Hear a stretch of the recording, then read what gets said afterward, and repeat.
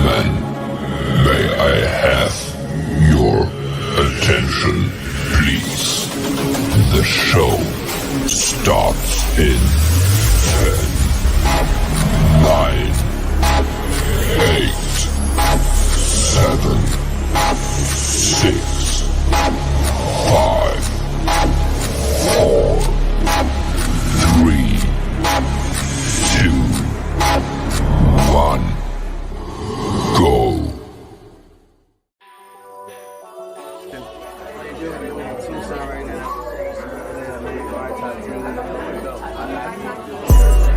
Yo, what it do? It's your boy Zigzag, Energy Riders, you know what it is, Mr.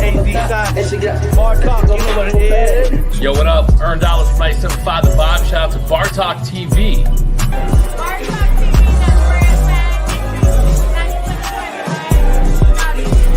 Yo, it's your boy DJ Shamar. I'm out here at Bar Talk TV. And my people, we just did something big. It's Bar Talk TV and this bitch Terrell Anthony signing out. Yo, it's your main man, Richard Lee. I ain't me, City Boys West, Bar Talk TV. What's up, man? It's your boy Kato Corny, Smoke A Lot Radio. Oh my mama! Shouts out to Bar Talk TV. Motherfucker, y'all better tune in. Hey guys, one and only bartender, Daniela Ramon. XNPL1CIT explicit. Yo, what's good? Jacob Romo. You are now watching Bar Talk TV.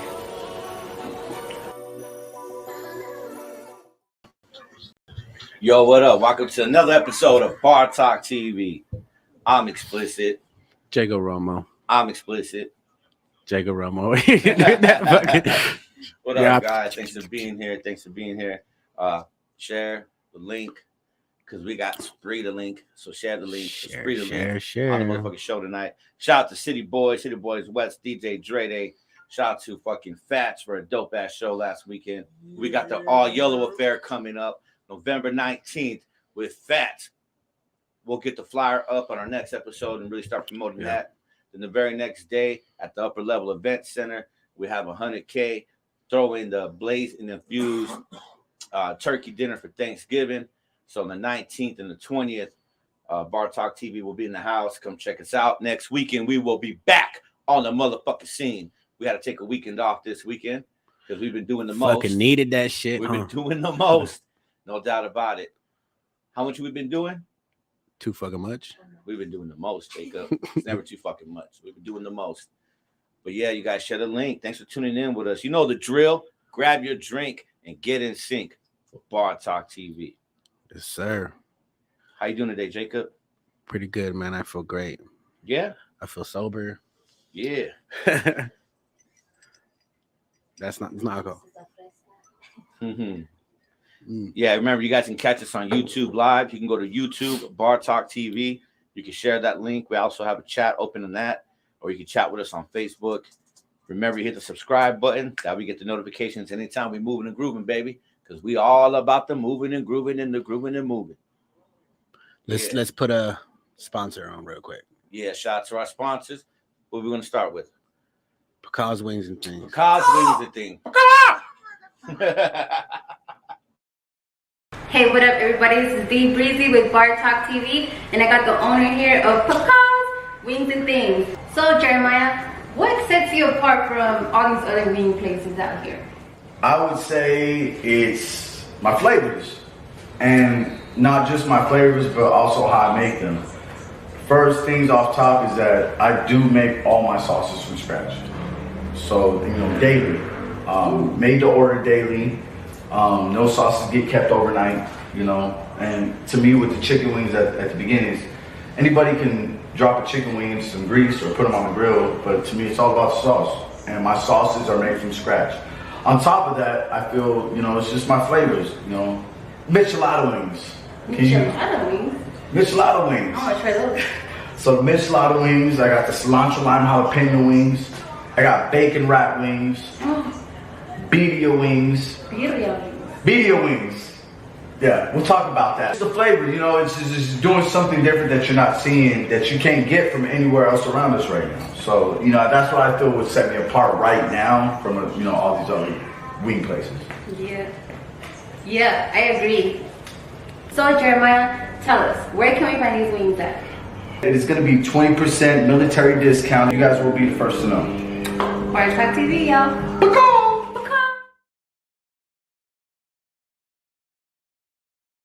I can't wait. Shout out to Jeremiah Pacal's Wings and Things being a sponsor for us for quite a while now, since I think season 2 started with us. And just quick reminder, if you guys won any tickets from us or certificates from us, you need to message me personally so I can get that shit to you. Personally. All right. Any special prizes that you win by being a participant of Bar Talk TV, you need to hit this man up personally. Right? Don't come to me with that shit. Go to Jacob. I don't want nothing to do with that shit. Fuck all that. I'm just kidding. If you need my help, I'll help you out. But go to him. All right. Right. So let's go to our next sponsor real quick before we bring on our guests. Shout out to Dre Seafood and Barbecue. Hey, what's up? How y'all doing?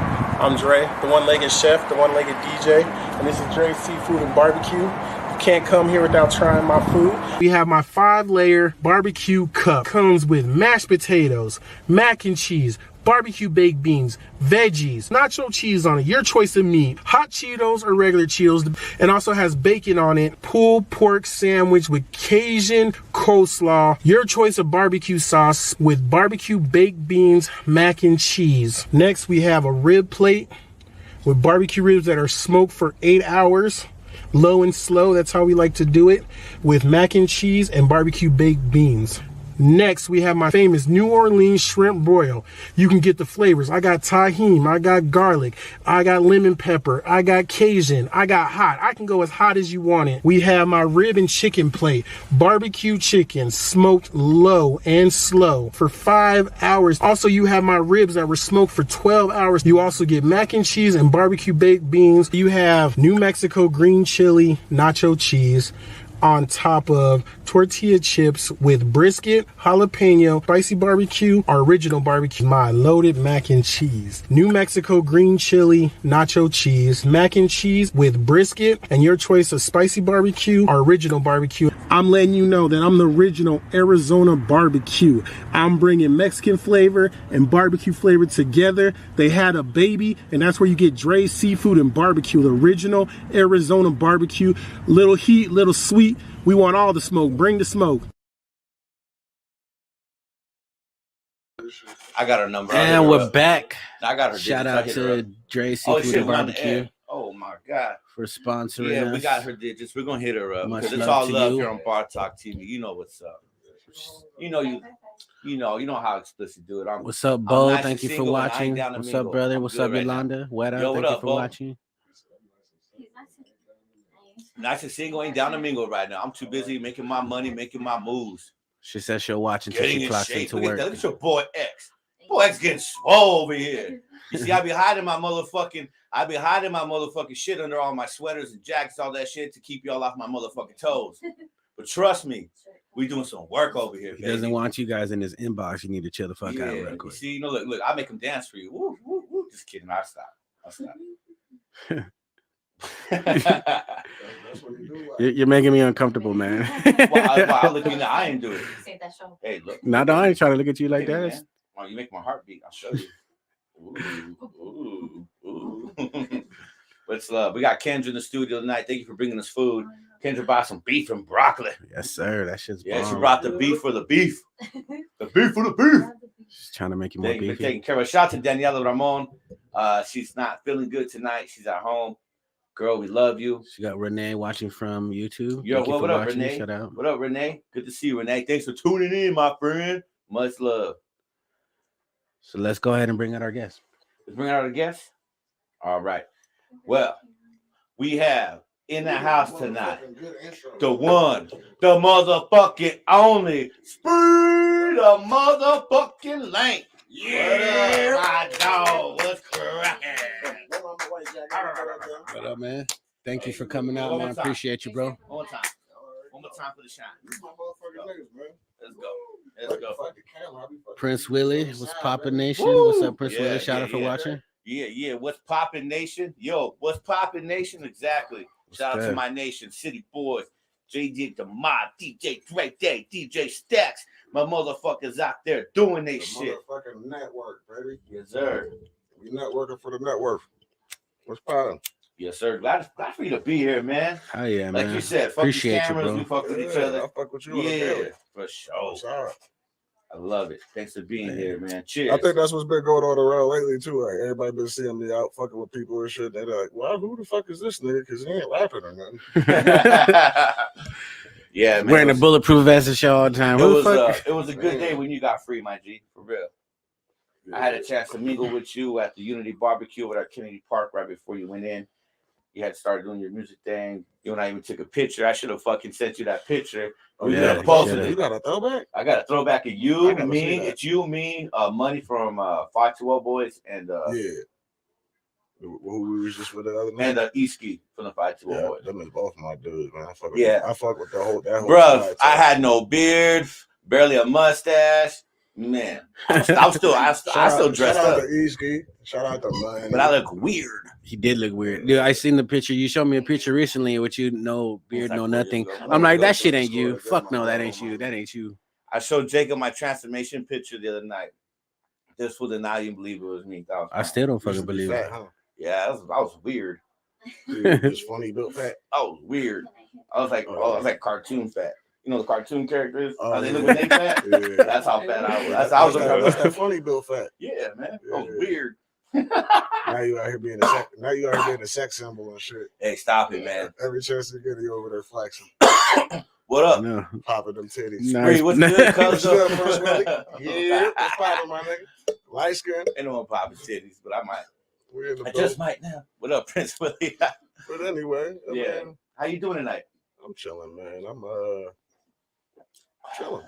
Just been working my little ass off trying to get to this bag. I got these fucking businesses I'm trying to build with. Yeah, you've been doing good, man. You've been on the hustle. Sorry. Look, I'm only looking at my phone because I'm sharing too. I'm gonna get in the comment box right now. Y'all stay tuned. Y'all want some prizes. Y'all make sure you show Spree some motherfucking love right here. Yeah, or don't. We like that too. Man, we make it all work. Mm-hmm. I know how to get down to ignorant. Yep. I'm glad you're on Bar Talk TV. Yo, Prince Willie, I can't wait to have you on the show. We're gonna get you on here soon, my dude. But there's a lot of motherfuckers that don't know who the fuck I am too. Like, I mean, well, let those motherfuckers know who the fuck you are. Who the fuck I am, huh? I ain't gonna big it up. I'm gonna be humble. I'm Spree the motherfucking Link. I'm originally from New York, you know what I'm saying? But I've been residing out here in Tucson since like back and forth since 2003. You know what I'm saying? I don't can't say I'm really from either one though, because I'm putting work in both, so I'm kind of from both for real. Yeah. But you know what I'm saying? I just moved strategically smart, you know what I'm saying? I've been doing the most. And nigga had to calm down, went and sat my ass down for a minute, you know what I'm saying? Realized what the fuck was important. I got out. Now I'm finna I got my shit stable. Now we finna attack the game. Hey, what's up, man? Short. When did you come? When did you come here from New York? I came out here 2003. Oh, okay. And I came out here with one of my cousins, and then I got kicked out within like a month. Fucking some bitch I wasn't supposed to be fucking with. You know, yeah, we all been there. Prince Willie's been on the show before. He's been on the show, Prince Willie. Yeah, he's Bo's brother. I think we did like a split screen type thing. Yeah, we gonna get him on here spitting. He's got some dope ass music. Really? Did you get the beat? This nigga's Prince Willie's my older brother, by the way. Bo Phillips, that's my Bo. I love you, there. Bo. I love you, brother. I love you, Bo. Yeah, me and Willie's supposed to be working on a song. He's supposed to be sending me this beat to work on. X needs the ashtray, please. Right? Oh, it was over here. Somebody got me on the wall. X needs the ashtray. X needs the ashtray. Thank you. Appreciate you. You're so nice. I love this. You're so nice. Oh yeah, we're gonna hit this right here for our players who are dead and gone. This is for you. So you ain't trying to pour none out. We're just gonna hit it one time. We'll pour some later. We ain't gonna pour in the studio unless we pour in glasses. You're like, hell no, I gotta clean that shit. Where you put that straight? So when did you start, or when did you get interested in music? Oh, when did you come to Tucson? So you're from New York, right? 2003, right? First, and then we'll get to that. Yeah. I started when I was 10. 10. Yeah, so in How'd that happen? 97, I started making music. I started as a DJ at first. One of the niggas I grew up with in the projects, he has some DJ equipment and shit. And it's my best friend. So I used to be at his house and nigga would be mixing music and shit. And that shit was dope. Yeah. So I was told my mom's on one of them shits. You know what I'm saying? We went down to New York City, got me a setup, and I started with there. And then I got into making beats after that. You know what I'm saying? One of my brothers, homies, had a beat machine, but no equipment to play the shit on loud. You know what I'm saying? So I used to come over and try to use my DJ setup to play this shit. And they told me not to touch the shit. I touched the shit out that motherfucker. Like Step Brothers. Yeah, You went there and put your balls on it. Balls on that motherfucker. I got so cold at it that, you know what I'm saying? I was hiding beats. I was saving beats in there. I was saving beats in the motherfucker, hiding them from them, and they couldn't find it because they didn't know how to use the machine as well as I did. But when they did find them, they found some schmackers. So them niggas So was they like, really they went from Okay. don't touch this shit no more to nigga, touch this it all is the your damn machine. time. Yeah, this your machine. That's funny. So then I went from that to my brother trying to make me a rapper. This nigga got ghost with me. It's my first little rap. And he was just like, nigga, you really got it though already. You know what I'm saying? And I wasn't convinced. I was just like, nigga, I don't want to be saying a whole bunch of shit I ain't doing. Right. You know what I'm saying? So That's respect. then I didn't really get into the rap shit. I just was producing motherfuckers for the longest. I started getting into that end of shit. Still DJing, still doing other things though. But when I started getting into the street life for real and doing a whole bunch of shit, I ended up fucking catching 7 years, getting locked the fuck up. But I was doing a whole lot of shit before that. So then when I went and sat the fuck down, I was like, nah, I got some shit to actually write about. But still, I didn't want to write no raps. I was just like, well, if I'm going to be a rapper, let me find out about the business of this shit. I took them first 7 years, nigga, and figured out exactly what the music business was and how I needed to attack it. I went and bought, like, books and shit, like everything you need to know about the music business by Donald Passman, marketing, guerrilla marketing, like heavy shit to get into this shit and figure out the fuck I'm doing with it instead of just coming at it like another rapper. You know what I'm saying? Yeah. And what I've done seen in other rappers that I've done seen come up and all that, they tell you to learn the motherfucking business. So I did that first. And then I started rapping. I wrote a rap when I got out of prison. I wasn't running there writing. You know what I'm saying? I was, niggas knew me on the yard for being cold. I'd be in sessions with niggas. I spit for hours with some of these niggas that, I mean, they put me up against that. I mean, it's just, it's sport. So if you hear another nigga nice on the yard, they're gonna put you up against them and see where y'all at. And I was tearing through shit. Anybody that was on the yard with me, shout out. Y'all already know. You know what I'm saying? Was there a lot? Yeah, I was on. I did 7 years my first bid, 2 years my second bid, and 4.5 my third bid. And I know all the G's from any part of Arizona. And I got sent to Indiana and Oklahoma, out of state twice. So like, I know a lot of people. Been stomped down for niggas who know me. I know that. But so I just had to maneuver out here in Tucson on the streets by myself, no family, and make it and survive and do what the fuck I done did already. And I had to go into prison. Bye, what if they tuning in? You know what I'm saying? So I had to hit both ends of the spectrum. Yeah. What up, Hobby? Thanks for And tuning in, survive my that G. shit, man. Damn, man, that's a story. That's a lot of moving around. That's a whole bunch of maneuvering, meeting a lot of different types of people, how to adapt in a lot of different situations. I done did a lot of shit. I done gangbang on a soul weight. Good night with her. Pimped. I done did all types of shit, man. And now I'm just all the way legitimate and left everything alone. Yeah, I figured that if I'm gonna do this music shit, then I need to be legitimate in the first place. Right. Yeah. You gotta be solid. So, you know what I mean? Like I'm one of the real niggas that's trying to transform over into being a rapper instead of trying to be out here in the streets and shit. You're trying to be a rapper, trying to transform into what they're trying to portray. It's good you took the time to make the foundation so you can build that shit. And I had a bad stigma on my name because like I used to slap niggas and shit, and a lot of motherfuckers done got slapped behind me and beat up and all types of shit. But it was mostly because of their era and how they was moving. And the thing is I wasn't tripping. I got principles. I stand on them. You know what I'm saying? If you're moving like a weirdo and you're doing some funny shit, my nigga, you might get slapped, right? Mm-hmm. But at the same time always tells the truth with anything, right? Time tells. Right. So when I went to go sit down for them 4.5 years, right? All the shit that I was telling niggas that these niggas was doing that I was slapping them for came out all by itself. So then when I come home, nigga, I came home with a whole bunch of respect and admiration instead of the fear that I was instilling in people before. It was like I was the bad guy and I was the one that's stealing for it. Well, no, I was just standing on my principles. Right. I mean, these niggas, they basically slapped themselves. They asked for it. He asked my me, hand and he moved it right across my face. He asked me to slap him. That don't count. SPREEDALINK in this motherfucker. Bar Talk TV. You know how we doing it. You know the drill. Get your drink and get in sync. Let's have a toast. Sure. Oh, hold on. I gotta get some more drink. Where's that Jameson go? Where's that Jameson at? Type what? Oh, you drive with it? Drink. This nigga trying to get me a type of empty glass. I ain't fucking with. We'll wait. We'll wait. I gotta wait on it. But anyway, yeah. That's your team, San Francisco? Yeah, man. Cool. My whole life, bro. All right. Can't tell. Can't tell. It's a whole lot of Wildcat shit in here. Mm-hmm. Bear down. Bear down, for sure. Yeah. Oh, I just got an opportunity. I ain't gonna say too much on the interview yet till it's locked in, but Meredith, good night, Meredith. I went tailgating a couple weeks ago. I'll say that. Yeah, I saw that. I rubbed shoulders with the person who brought me was influential. I rubbed shoulders with some people, and the type of shit you would do if you already know. So that's what I ain't gonna say it, but you know, if you enough said, man. Say less.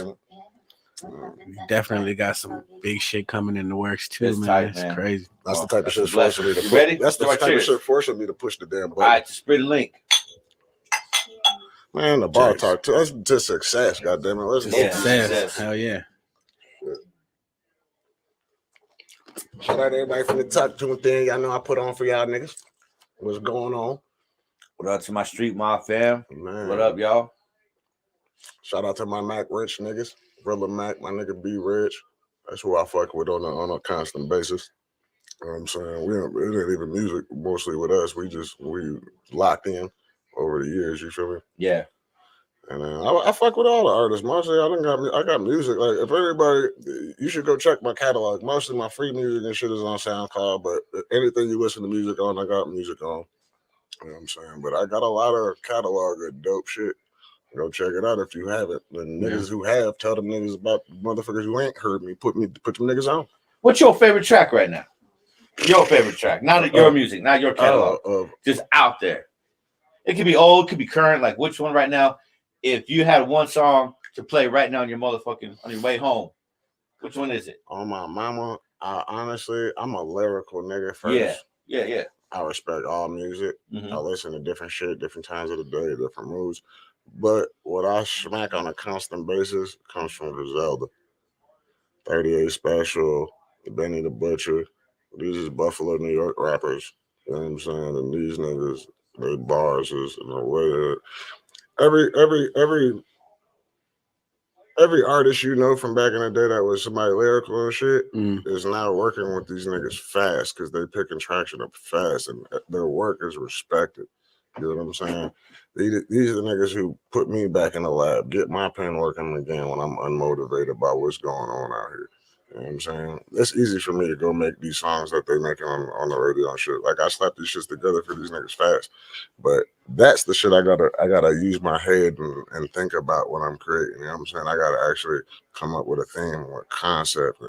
I ain't just sitting in there you know what I mean? Yeah. I could do that shit too though. You know what I'm saying? I make those too. But you know what I mean? What I like and what captivates my attention and what when I get to my artistry shit makes me dig a little deeper into my thought process to create that shit. So that's the type of shit I like. You know what I mean? When that beat slap, hey, and then when it come with some thought provoking shit, you kind of gotta decode a little bit. You know? Yeah. I ain't so fucking stupid. You gotta listen to it twice. Like, what the fuck you just say? But I mean, when you're in the club, you also don't want to hear that lyrical shit. And then when I'm in the whip with my bitch, I ain't finna put on no lyrical ass shit. She don't want to hear that shit. So you have to choose the time and the place for the shit you listen to. Yeah. Like my chick that I'm fucking with right now, she has ratchet ears. She is a good girl. With some ratchet ass ears. She is a good girl like a motherfucker. But some ratchet ass ears. I don't say thug in her, but her ears, she listens to all drill music. Oh man. She's riding around smoking everything moving out here in traffic. I'm telling you. Shout out, babe. That's hilarious. Yeah. Hell yeah, Spree. That's what's up, man. Had a good time. She's too hard to listen to my shit. No, I'm just playing. Does she have a favorite song of yours? I don't know. I ain't asked her. No. I don't. I liked her because when I met her, she didn't know who the fuck I was. Yeah, that's always a plus, you know. Tucson's too fucking small. I met her when I was with y'all one night, actually. Okay. Mm. Well, we She have wanted to fun. go for a ride on the motorcycle. I only got one seat, so she Yeah, for sure. Yeah, this motherfucking Top Gun did. Picture that. Mm-hmm. Got you. Your shoes are nice. Thank you. I try to stay with some nice shoes. Imagine. When I ain't working and shit, usually I'm just bummed out working and shit all the time. And you just put them outfits in the closet that you know when you're gonna go out and you finna step out, you got them and shit. Yeah. Nigga don't never get to wear them. Yeah, man. Well, working. Looking fly, my guy. Knock it off. Every time I see you, you got some fly shit on. This guy here. Gotta keep up with this guy, fucking Jacob. Look, this is his modest version. He tried to be modest and shit. Bar Talk I like TV, wearing my man. I love suits, it, man. Man, I like what y'all doing, man. Y'all, I love it here. Y'all creating something new, bringing something new to the table. I'm supportive of that. You know what I'm saying? And it just so happens like you're extremely talented at what you do. And then in your lane, you extremely talented at what you do. Nigga, you every fucking word. Ain't goddamn event going on right now. You in there. It's about to be my tag along partner and shit. That's funny. We about to branch out and put this shit on some wheels and take this shit on the road somewhere. For real. Take our show on the road. The Sprinter, we out of here, baby. Nah, cheers to all our supporters, all our loved ones. Yeah. Everybody that makes this possible. There's a lot that goes on behind the camera. Hold on. I thought y'all had some good questions. I want to hear. We barely even started. Yeah, we barely I want to hear some controversy. Let's hear some music. Let's hear some motherfucking music. This is Bar Talk TV, and we jam the fuck out over here. Cheers one more time. You can find my shit on SoundCloud at SoundCloud.com /spree spree DA DA link. Box, work jumping out the pot. Hit me if you try shot. Got these blacks paralyzed. I might need a mascot. I might need a suit and tie. Double bust for that Scott. Go.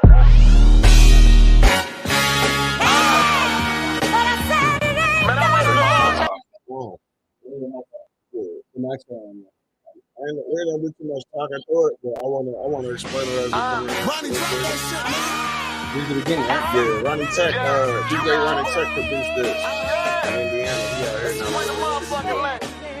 Got him in the lab, we did this right here. Fucking the war, lately been fucking they whores. Ducking these suckers, I'm way too mature. I'm on the road, do a million, I'm saying the course. Niggas that hate and I live with remorse. I got it lit, I just might torch this bitch. I was so unfortunate, but now I'm a force to be reckoned with. Some snakes got rattles, and others do tattle. I've been equipped for the battle, the rifle in the saddle, and I just pray I don't have to. I know feathers get ruffled, I'm about to chip like a ruffle. The buff I got came muffled, but I ain't trying some tussle. Boys, trouble. Dollar bill, can't pay a country nigga nothing. Got some dollar bills, bust that AP, it ain't hard to see I'm stunting. Got consigned with a starting block, now I'm in the race and I'm running. No this back, I'm on track for generational funding. I'm on the clock, overstuffing every box. Work jumping out the pot. Hit me if you try shot. Got these blacks padlocked. I might need a mascot. I might need a suit and tie. Double bust for that Scott.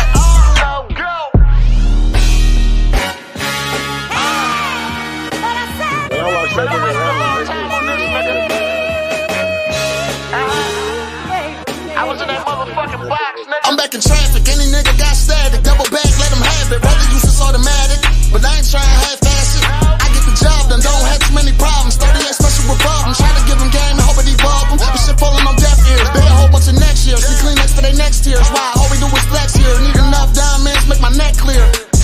The Bears, I'm drippy. I took a dab, now I'm trippy. And it ain't about a bag, miss me. Need all my blues extra crispy. 4 shots back to back tipsy. Hate me so much, she might hit me. I might hit her up to come lick me. She made this shooter come quickly. All about business strictly. Spree's back, did y'all miss me? Spree's back, did y'all miss me?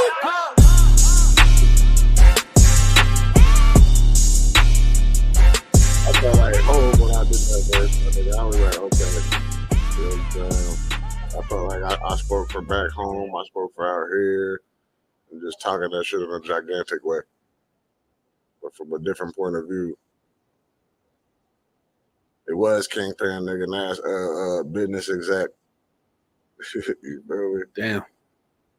I'm talking about that. Now I need a double breast with ascot. So who was your inspiration to make you start your music? Jay-Z. Was it your family? Jay-Z. And then Jay-Z. Jay-Z come from the kind of situation I come from. I come from projects built exactly like those projects. So watch a nigga come from what I came from and them fucking pissy elevators, selling crack and staircases and hiding all this shit from your family, your mama, so they don't whoop your ass when you go back in the house. Yeah. And then making that a success before you even became a rapper. He was already up. He didn't take a deal. He made his own label. They put their money up from the streets to make that label because the labels wasn't giving them the right offer. That's me. You know what I'm saying? And what he done took it to is the biggest thing that I could ever reach for. And I just watched this nigga come from where I come from and do it. Right. If that ain't the most realest inspiration you can have in life, or what, I mean, it might not fit everybody else, but I come from that, and to watch him become from the biggest, bottom out the streets. Yeah, like he's taking it further than anybody else. Like even whoever's the hottest rapper right now, right? Cool. You weren't the hottest rapper 4 or 5 years ago, right? Yeah. But in that list for the last 15 years, every one of those rappers would put Jay-Z in their top 3. Every one of those artists. You know what I'm saying? So the respect level, that's why I started rapping. And that's also why I knew I couldn't come in the game unless I came in right. I knew the business if I really did shit in the streets first before I was talking about it, that type shit. That was my biggest inspiration. What's up, V? What up? We got a guest. Say hi. I just did. But anyway, you got to take over. And we about to get this nigga out of the show real quick because he always be in the show. Yeah, nigga, take over. So what you want to know? In your music, what's your favorite one? Out of my catalog? Out of your music that you made. See, he didn't do his research. If you like, if he knew how big my catalog was, he wouldn't. Well, I mean, there's one that you show people, right? If you show someone that's never heard your shit before, which one would you show them? You're right. I'd go to YouTube. I'd go to Never Coming Back. That's probably my most influential song about the struggle of artists coming up from the local rapper scene and trying to take it somewhere else. You know what I'm saying? It explains the whole struggle of that shit. The motherfucking video is like 7 years old now. But most influential song, put me in positions. Shout out to E&J, the dude who made File to a mixtape. He's been kind of missing from the scene lately, but he was a dude that was making moves and put all the artists out here together before anybody was thinking about doing it. And he made a mixtape called the File to a Mixtape, and he put all these 50 artists from out here. Damn. Then he got us universal distribution. White dude. You know, a black dude couldn't have did it. Mexican couldn't have did this type of shit that he was doing. Just that right there. When I explain the rest of it, you'll understand even more. Yeah. But he did that right there. Then we shot videos for all this shit with the best quality niggas that were going to U of A for film school and shit. He had them on deck, bro, ready to do shit. Like, we have some of the dopest work out, you know what I mean? But it never took off. Because at that time, it wasn't the right time. The demographic for music out here in Tucson doesn't. First of all, we're a minority, right? The demographic for our type of music out here is even smaller than that. Most of the people that are here don't listen to our type of music. Right. So there's a small demographic for the people who listen to our type of shit here, even though there's a lot of people. You know what I'm saying? Feels like a lot, but it's really not. So there's certain people that get more of that pie and reach more, and that used to be the backpackers. Shout out to y'all too. Y'all know I fuck with y'all, but I mean, there was 2 different worlds as far as rap out here. There was the backpackers and the trappers. The niggas who was really in the streets doing shit, and we used to get excommunicated. Niggas couldn't even be a part of shows. Niggas were scared of what we might do when we show up. So we wasn't allowed to come to a lot of venues. We wasn't allowed to be a part of a lot of shows. Even though mainly me, I was respected by the backpackers. I knew how to calm myself in those situations to be amongst them and do shit with them, and that was successful. Be professional, yeah. And then once we did that, I bridged the gap a little bit to open some doors for the niggas who are really street niggas. That's nice, my nigga, but we wasn't getting the opportunity to even be heard because they wouldn't even let us in the fucking door to be heard. You feel what I'm saying? They just stuck to these same ring of artists that they was putting on every show, wouldn't let us into no award shows, no clubs to get played because of the DJs that was in play at the time. And yeah, I mean, now just stuck to the people they felt comfortable with. Man, shout out to City Boys and Dre. Yeah, shout out to City Boys. My people right there. Shout out to the nation. I signed the City Boys when Dre was still in Philly before anybody knew what a City Boy was out here. I was a major part. I was the first artist signed to Dre because I believed in his movement. I had label deals on the table, bro, that I turned down because, like I said, I'm like a Jay-Z nigga with this shit, right? I know the business too, right? So I ain't gonna sell out for no stupid shit. So what I was doing was that. You know what I'm saying? We finna get a bag out of this shit ourselves, my nigga. Like Nipsey is, if I'm gonna put it in a category, I go from Jay to Nip. Nip's a Crip, right? Yeah, he's one of the greatest to do it as far as the hustle. Man, when I heard Nipsey in the pen on Bullets Ain't Got No Names, even though he a Crip, my nigga, he spoke for me too. His grind, his hustle, the way he got it, the way he kept it. You know what I'm saying? That shit was really in him. Who can't? That translates to every real motherfucker who's ever had a hustle for $1 in their motherfucking life. You know what I'm saying? Real spill, man. For real. I mean, these are the type of motherfuckers that got me to thinking seriously. Like when I just came home and shit, like it was like fuck some rap shit, my nigga. I mean, I wouldn't build I just spent probably 20 racks, my nigga, on a studio, 2 studios in the crib, right? Yeah. And that's to play with. Like it's a hobby now. Like I'm not pressured to make no music. It's just my passion. I sit in there and make shit, bro. I just got shit in there sitting with some of the dopest artists, and I could just press the button and release shit and just kill everybody. What you waiting for? Motherfucking link. Oh, my mama. Calvin Jarvis, my brother. We making his album right now. Yeah, Calvin Jarvis is a motherfucking very, very talented. Very, very talented. Tommy Will. Yeah, Tommy Will's making moves. Motherfucking legend in his own right. Any nigga you like in Tucson, I got a song with him right now sitting in my archive that you ain't heard yet. I can press the button, nigga. Push the button. This motherfucker, he got 2 buttons. And I got some shit that I'm working on from my album right now, but yeah, what's the album called? You got a name yet? Yeah, it's I Go, the album. And it's sticking to the same branding of what I've been doing over time. Yeah. But now it's officiating it. Like I don't know if you know my discography, but I got about 8 projects out, whole projects, and then I got a whole bunch of music. I have thousands of songs. So to say to pick one of them, can't even do that. But I skipped over what should have been the original album name for back when I started doing this whole lineup of albums. Because basically my theme of the shit is I go get it, I go harder, I go viral, I go number 2, I go extendo. And then I made an album with City Boys that we called The Deep End. And then I skipped the name of the I Go album. I went right to I Go 2 instead of having an album out. I had like an I Go mixtape. That was the mixtape. You know what I'm saying? I had to skip it. So now when I'm re-emerging right now, my resurgence, I'm going to come back with the same shit I've been branding, but the shit I missed. And I had time to just sit back and play with so much music to where like I wasn't pressured to have a deadline to make it a drop a CD or album right now. Yeah. Like, I still haven't decided what's going on the album. Like I'm still open to I want to play some shit for y'all and see what the fuck y'all think and what y'all feel like should be on there. But I have some of the dopest shit right now. Yeah, I know DJ Dre, he's got a tats and beat session coming up on the 27th. You're going to be in the motherfucking house. I'll be in the motherfucking house. You'll be in the motherfucking house. Who else can be in the motherfucking house? I don't fucking know. But all I know, whoever it is in the motherfucking house, that shit. I think I'm going to wear a different hat that night. I'm going to bring out my beat machine. Yeah. I'm going to get a motherfucking tap that night. Fuck it. Yeah, it's gonna be till 12. What's up, Erica? We'll post a flyer.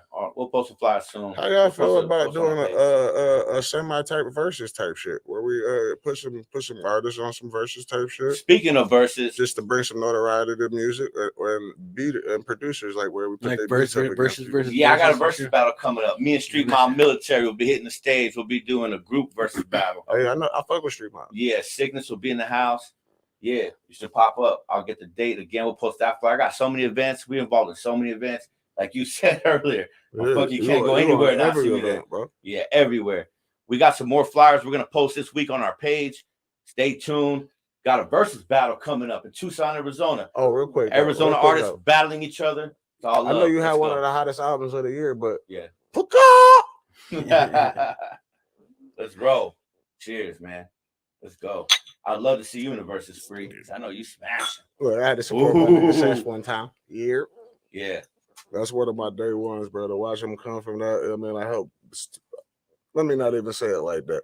That man did what he did on his own sweat and labor and all that shit with Picard, bro. And I respect that coming from where we come from, where we met at, how we got out and started doing something successful.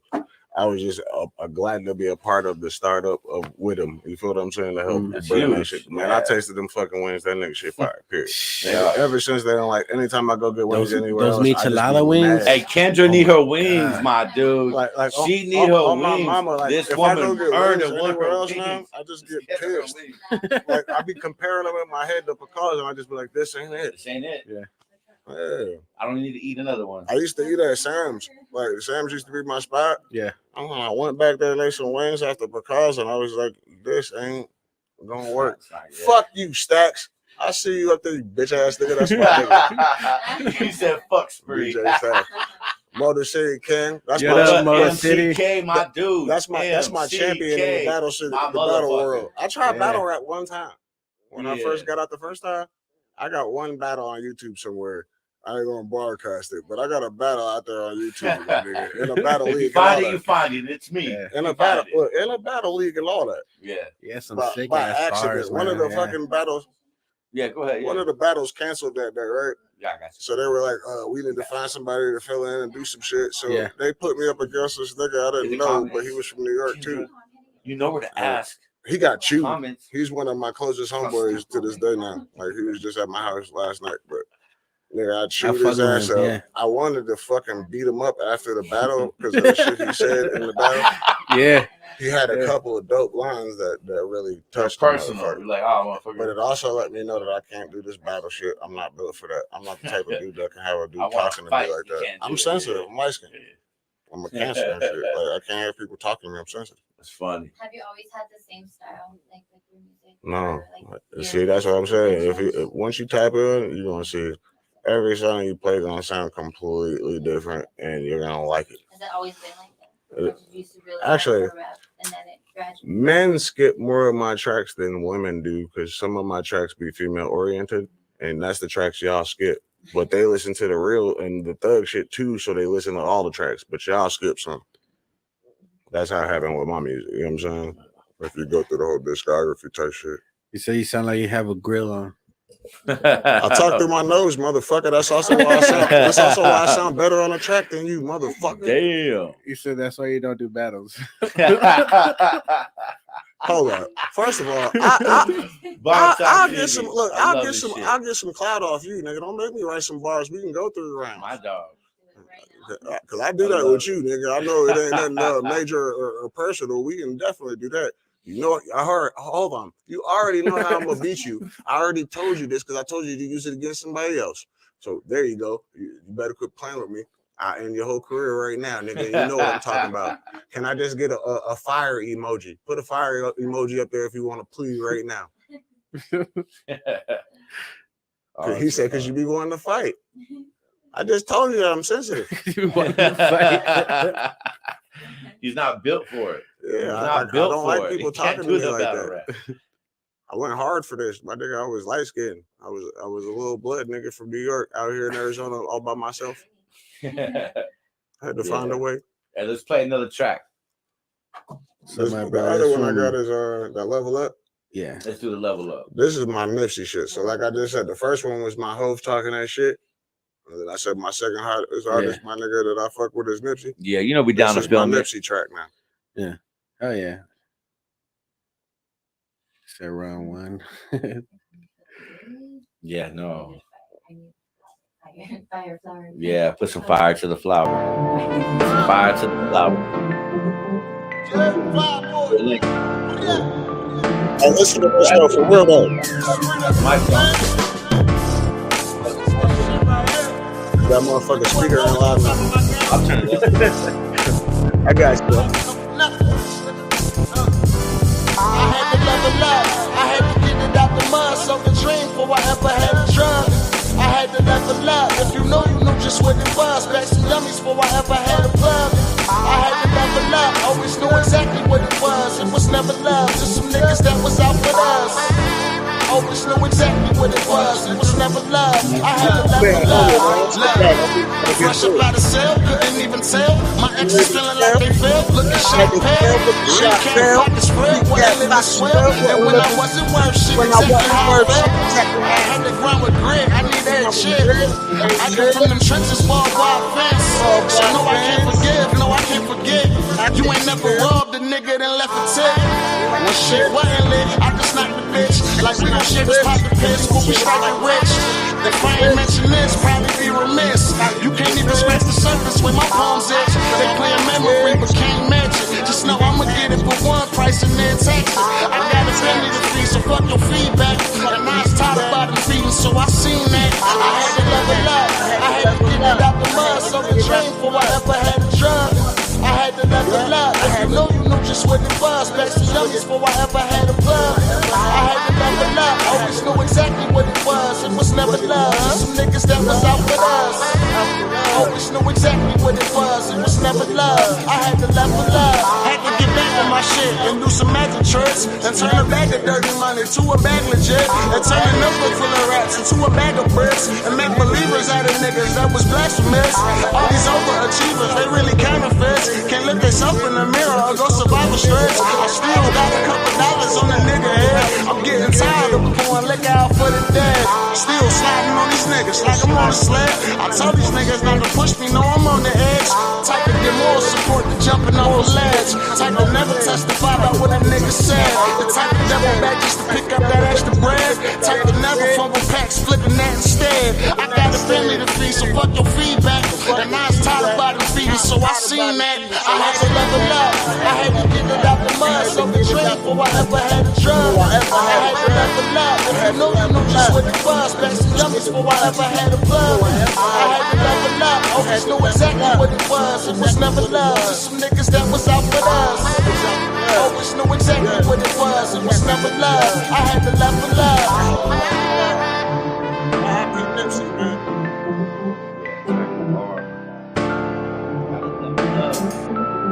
I'm trying to make as much as I told you my favorite rappers was, that's what I'm sticking to too. Oh yeah, that was fire. I expect the hate to you, bitch ass niggas. Yo, Spree, that track was fire. For sure. Trash. Let's run it back. Want to run it back? Yeah, because Let's run it back. Shit again. on my mama, they only half listened to it. The niggas was trying to Let's run it back. orchestrate and formulate and plot. And it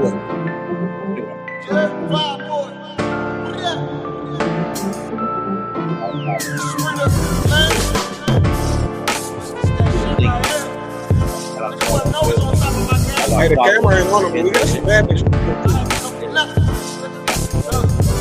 I had to level up. I had to get it out the mud, so the dream before I ever had a drug. I had to level up. If you knew just what it was. Back to youngest before I ever had a plug. I had to level up. Always knew exactly what it was. It was never love. Just some niggas that was out with us. Always knew exactly what it was. It was never love. I had to level up. Fresh up out of cell, couldn't even tell. My exes feeling like they failed, looking shot pale. Recap pockets spread, boy, I live and swell. And when I wasn't worth shit, exactly how I felt. I had to grind with grit, I need that shit. I come from them trenches, ball wild fence. So no, I can't forgive, no, I can't forget. You ain't never robbed a nigga that left a tip. Well, shit, wasn't lit. I just knocked the bitch. Like we gon' share this pocket piss. We'll be striking rich. If I ain't mention this, probably be remiss. You can't even scratch the surface where my palms is. They playing memory but can't match it. Just know I'ma get it for one price and then take it. I got a family to feed, so fuck your feedback. And I was tired of bottom feeding, so I seen that. I had to level up. I had to get it out the mud, so the dream before I ever had a drug. I had to level up. If you know just what it was. Back some dummies before I ever had a plug. I had to level up. Always knew exactly what it was. It was never love, just some niggas that was out for us. Always knew exactly what it was. It was never love. I had to level up. Had to get back on my shit and do some magic tricks and turn a bag of dirty money to a bag legit. And turn a notebook full of rats into a bag of bricks and make believers out of niggas that was blasphemous. All these overachievers, they really counterfeits. Can't look themselves in the mirror or go survival stretch. I still got a couple dollars on the nigga head. I'm getting tired of pouring liquor out for the dead. Still sliding on these niggas like I'm on a sled. I told these niggas not to push me, no, I'm on the edge. Type to get more support than jumping off a ledge. Type to never testify about what a nigga said. The type to double back just to pick up that extra bread. Type to never fumble packs, flipping that instead. I got a family to feed, so fuck your feedback. And I was tired of bottom feeding, so I seen that. I had to level up. I had to get it out the mud, so the dream before I ever had a drug. I had to level up. If you know just what it was. Back some dummies before I ever had a plug. I had to level up. Always knew exactly what it was. It was never love, just some niggas that was out with us. Always knew exactly what it was. It was never love. I had to level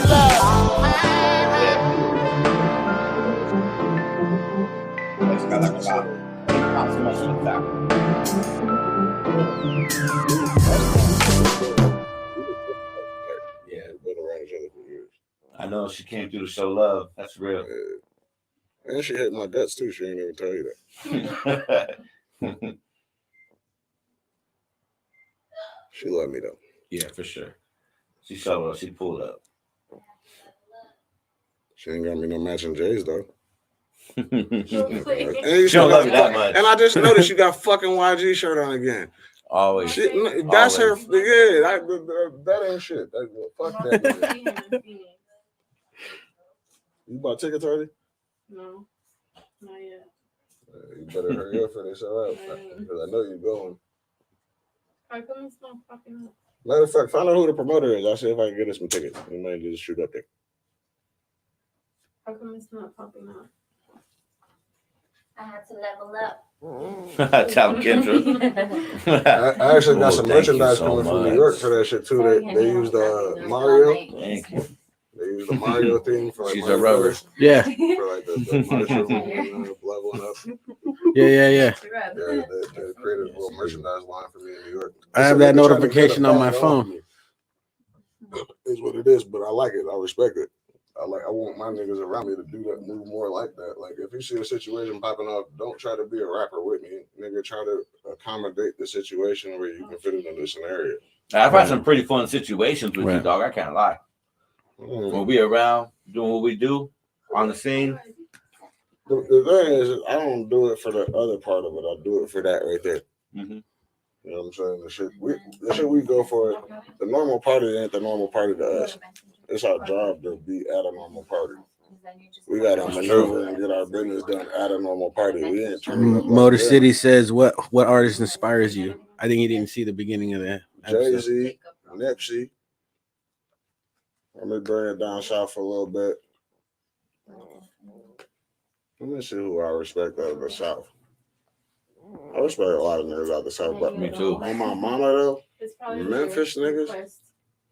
In general, I don't give a fuck what side of the beef y'all on, because if you from Memphis, you know what I'm talking about. But I'm on both sides of that because I ain't from there, nigga. And I like how all y'all niggas be sounding, honestly. Yeah, man, real shit. The Memphis niggas, I know they about that shit they're talking about. Mm-hmm. The ones that came up out of there.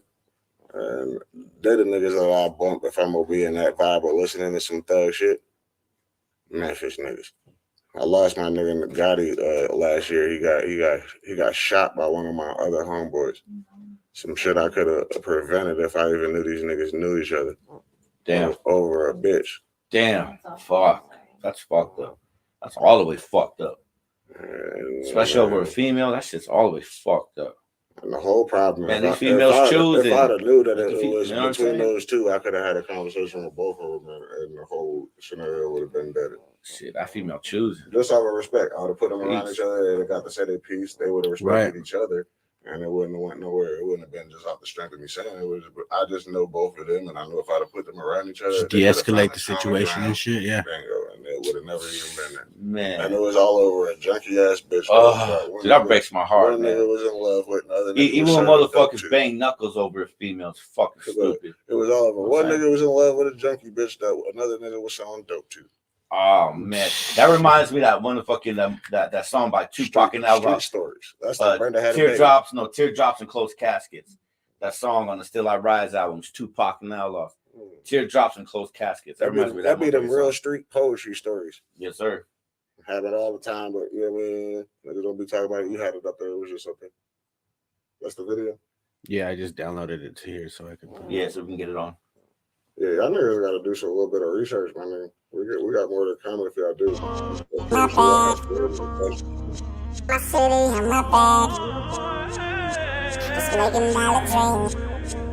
That's all I ever had. Nothing but a bag in my city and my bag. Just making dollar dreams. That's all I ever had. And all I ever wanted was too much to ask. But once I hit this road, I ain't never coming back. Ain't got nothing but a bag in my city on my back. This $1 million dream, cause that's all I ever had. And all I ever wanted, don't think that's too much to ask. But once I hit this road, I ain't never coming back. Got nothing but a bag in my city on my back. This $1 million dream, cause that's all I ever had. And all I ever wanted, don't think that's too much to ask. But once I hit this road, I ain't never coming back. Open up a sign that say I rap for mine.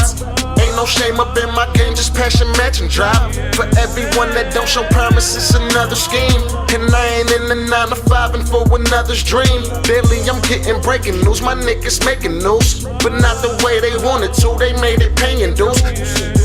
Locked up or shot up, either way they lose. Cause the way they brought up, get caught up, we ain't have to choose.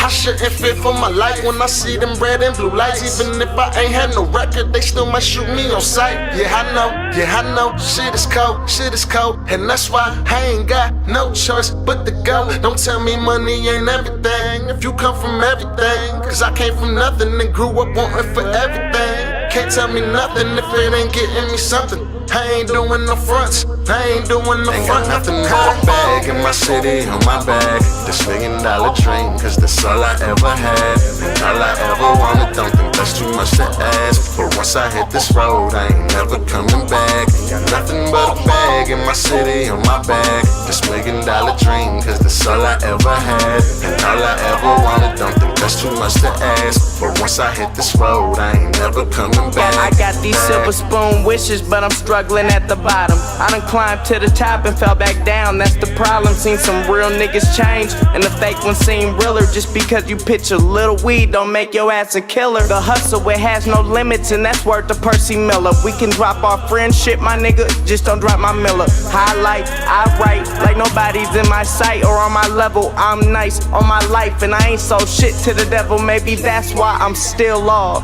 And I just wanna be on, make a couple ducats while blowing strong. Buy a couple zips, put it in a bong. Break down a couple blunts, then make another song. And that song God. But stress has been eating at me, I'm living barely. It's a struggle to feed my family, but I'ma get it and we'll be happy. And shit's about to go up until this music blow up. Ain't got nothing but a bag in my city on my back. This $1 million dream, cause that's all I ever had. And all I ever wanted, don't think that's too much to ask. But once I hit this road, I ain't never coming back.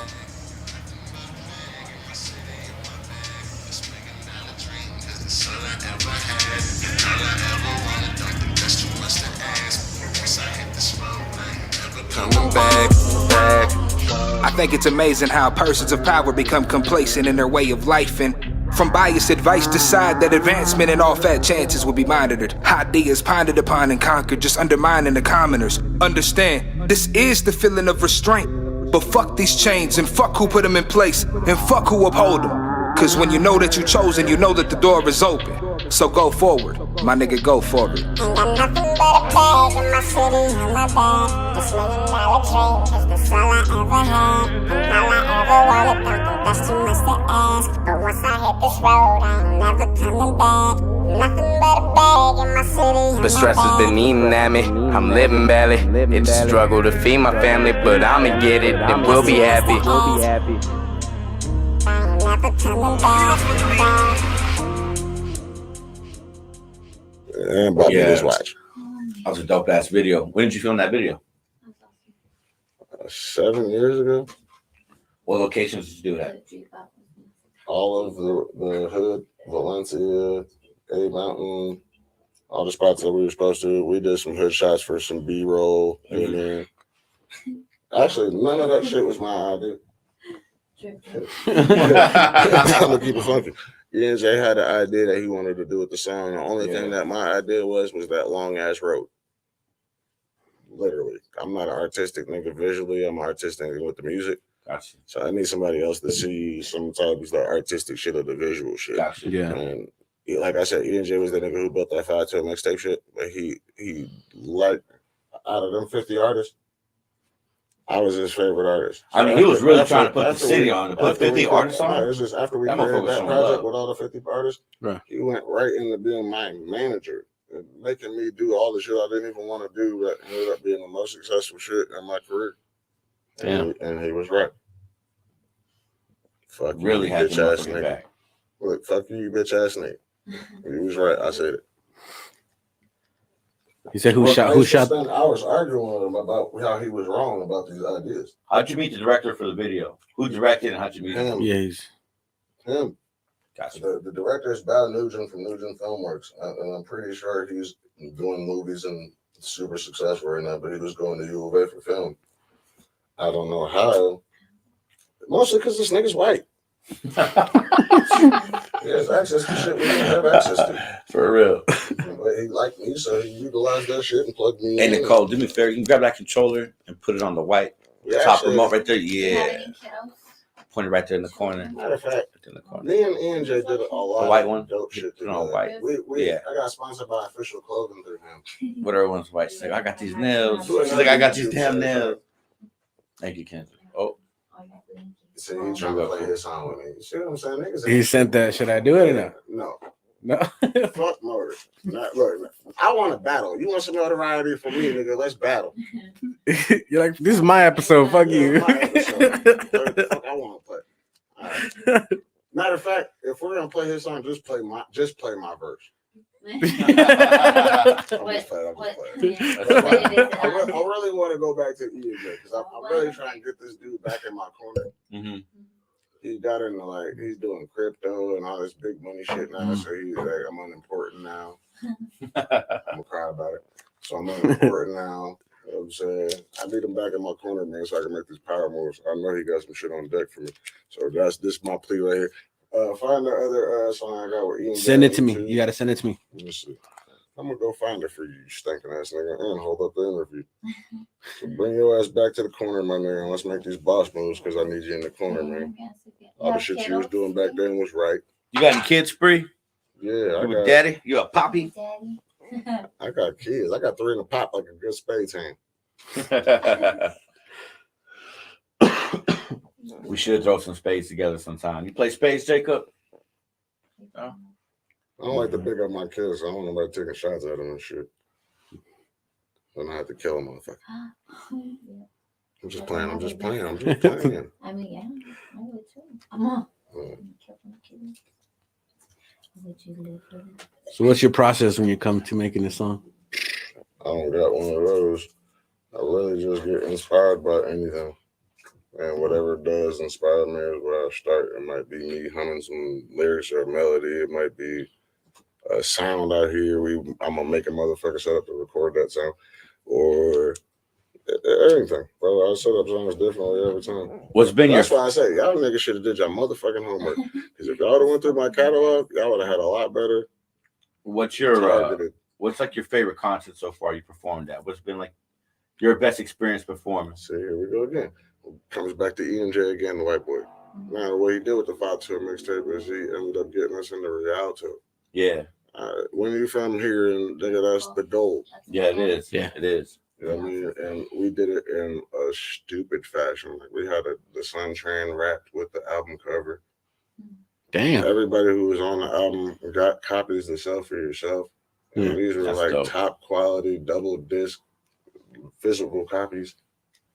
They were selling. What year was this? Real quick. But this dude was thinking ahead of the game. He was way before any. Yeah, like I was trying to say, like he put 50 rappers on. That motherfucker was really looking out. Universal. Looking He out. talked himself. He talked us into a Universal deal. That's wild. White people. Hey, we need them. I could have had that same conversation. I could speak with the same dialect and say the same words he would have said. So what? Naturally, I know this nigga that tough. I could have said the same What do you- dialect and the same shit he would have said to get it done, and just because of me, it wouldn't have happened. So Spree, what do you remember most about that concert? Rocking that big ass stage and being out of breath because I was accustomed to rocking small stages. Yeah, you got winded. How many tracks did you perform? I was on, I think, 3. Most artists was on like 2 tracks on them. Yeah. One or 2 tracks. Were they back to back to back, or were they spread out? No, they were spread out. I got one with Prophecy, the battle rapper that's dope. The white dude from out here, he's one of the top rappers. He's in the URL league and all that shit. Prophecy, man. Him got a song called Grove Street. The other one on the album, I got a few on there. Can't remember. That was a minute ago. How many people you think were there? Was it a sellout crowd? Hell yeah. No, Yeah. That was another thing. We sold that bitch out and we got the door fee. Dope. Nice. So we organized a nice little deal. We ended up winning out of the whole scenario. And then after we were done with pushing that project, this nigga took a liking to me and put all his energy in making me do shit that I didn't want to do, which ended up being the most successful shit. Yeah. Because I was trying to be rational and be a thug, and he was like, nah, nigga, you need to be presentable and shit. And that's what I'm going to show you right now. I'm trying to send this fucking link to this nigga. The nigga got me in a button up and got me to do that shit that you do. From the studio. And I hated the idea until I seen it, and I was like, oh, I can't clean up and shit. Yep. There you go. But I'm just giving them his flowers. I'm trying to get him back on the squid knot. You know what I'm saying? For sure. We out over there? We out over there? Why you got this whole little, what's this shit called? It's like the pourer shit. I don't know. Like a decanter? Yeah, like a decanter. Yeah. That's actually the whole bottle, huh? Yeah. See, she's white. She knows that shit. Speaking of that concert, did any other rappers stand out in their performance? Which one? The one over at the Rialto for the 520 project. No, that's the thing. Like we took special care. I was a part of the process of selecting the dopest MCs. Mm-hmm. So we took special care to only put the people who deserve to be in that position. Do you remember who you picked? We did get backlash. I mean, of course you're gonna get backlash. At this time, yeah, not the whole 50, but yeah. I mean, actually, the names that I didn't mention and the people that are on the album are still relevant to this day. And other people that kind of got passed over and that wasn't are actually not even on the map no more. Yeah. So I was right, kind of. Yeah, for sure. Well, I can't claim all that. I was a part of a conglomerate. Or maybe you broke their dreams, Spree. Nah, no bullshit, man. I do that in the studio. I have any artist can also tell you that too. Like in the studio, bro, you can't come there and play. You can't be an amateur. It's not amateur hour. It ain't even You just that. be a fucking Don't professional. come in there playing. Like I Yeah, done kicked it's a work. whole lot of. It's work. I done kicked a whole lot of these niggas' It's favorite work. It artists ain't a out of the motherfucking party. studio. It's fucking work. Because fucking work. it's my passion. Mm-hmm. I don't come in here playing and acting like shit is. Sometimes songs are shits and giggles, but how you approach the shit, take it serious. Me personally, I'm in and out. I know exactly what I'm gonna spit. I go in and Well, drop my shit. And I'm fucking you know out. when you're creating the song, right? You can play around, you can do, but when you're recording, there's an art to It that is shit, this right? motherfucker. There's an art to recording, right? There is a fucking art. If you too turned the fuck up, then your shit's not gonna come out clear and all that other. But it's a whole bunch of shit that I don't want to argue with a motherfucker about. Yeah, exactly. I feel you. That shit's annoying as fuck. I feel you. Yep. Yeah, my recording process is I go in there, I spit what the fuck I got spit, and I get the fuck out. Well, I don't even hang out to even listen to it most of the time. It's like, cool. And then, I need to get Ronnie to be my motherfucker. I like to be a sniper with it. No tap. My in-house engineer, because I'm so. What's that shit like that? Dr. Dre is like perfectionist. Yeah. With my own shit, like I can make another nigga's hit fast. You know what I'm saying? I know what it takes to make his shit sound the way it's supposed to sound. You have a good ear for the sound. That's what I want to hear. Yeah. But when it comes to me, I'm deaf to that. Yeah, because every rapper has their own little sound. You can't mix every rapper the same. So like, when it comes to me, bro, I nitpick at everything in my songs, like everything about my voice that I don't like. Yeah. And then I play for you, like, yo, that shit sounds perfect. And I'm like, nah, nigga, there's 80 things wrong with that shit, my nigga. For real. And I never release it because of that. You know what I mean? And it stops my progress. So I need a nigga that's in there, like, not being so meticulous as me about my shit and getting the shit done. But so we're being productive, because I'm holding up a lot of music for y'all, my nigga. G shit. Push the button. Yeah. Motherfucker, like, push the button. I'm real Release the new new shit that could be changing for shit, and it's my fault. No doubt. But hey, man, time is time, bro.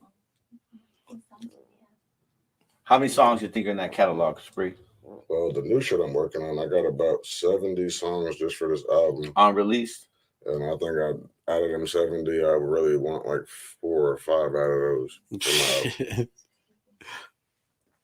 You want to play this video? A lot of the times I don't want features. So often you working, often you recording?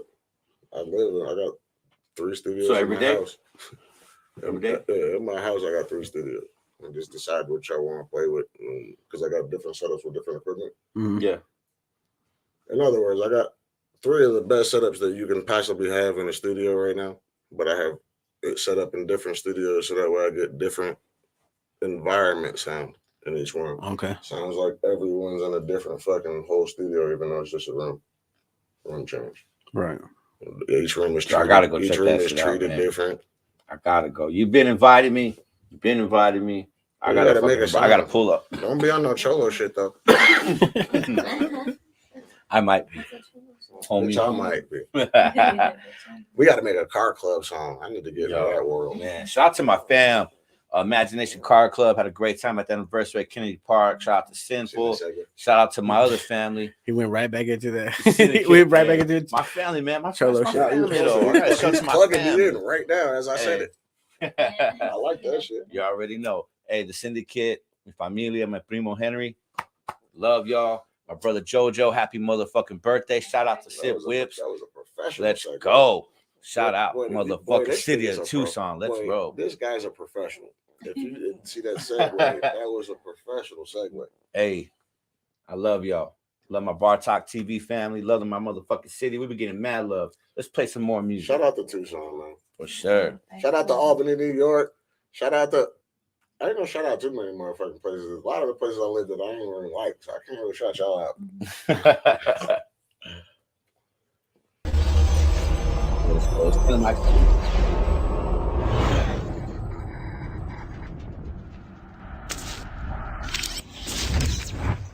Not professional. This is We'll casual. do it your way. Casual is the dude who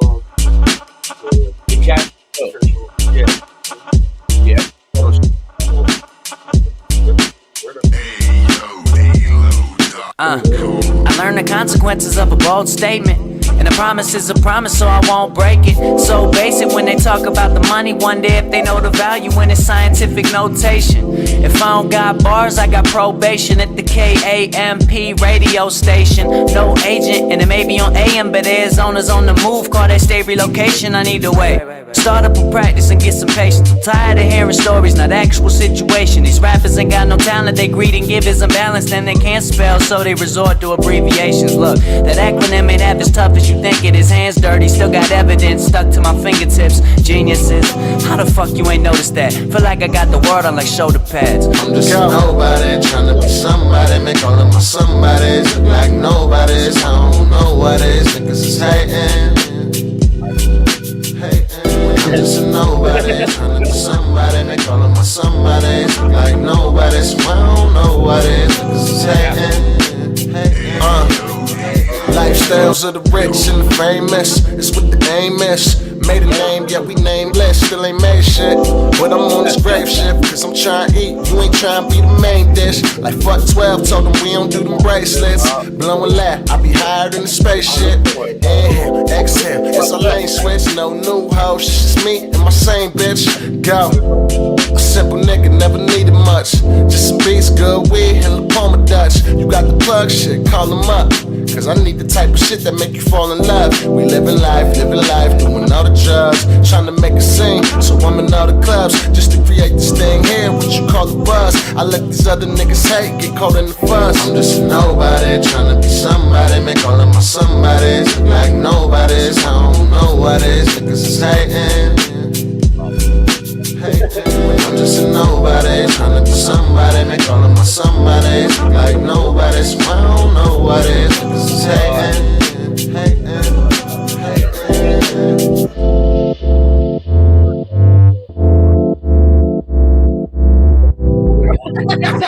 Rewind it. This Bar Talk TV. Rewind that shit. Yeah. Bar Talk TV. You gonna help these niggas go. Niggas is hating. I'm just a nobody, trying to be somebody. Make all of my somebodies like nobody. So I don't know what it is. Niggas is hating.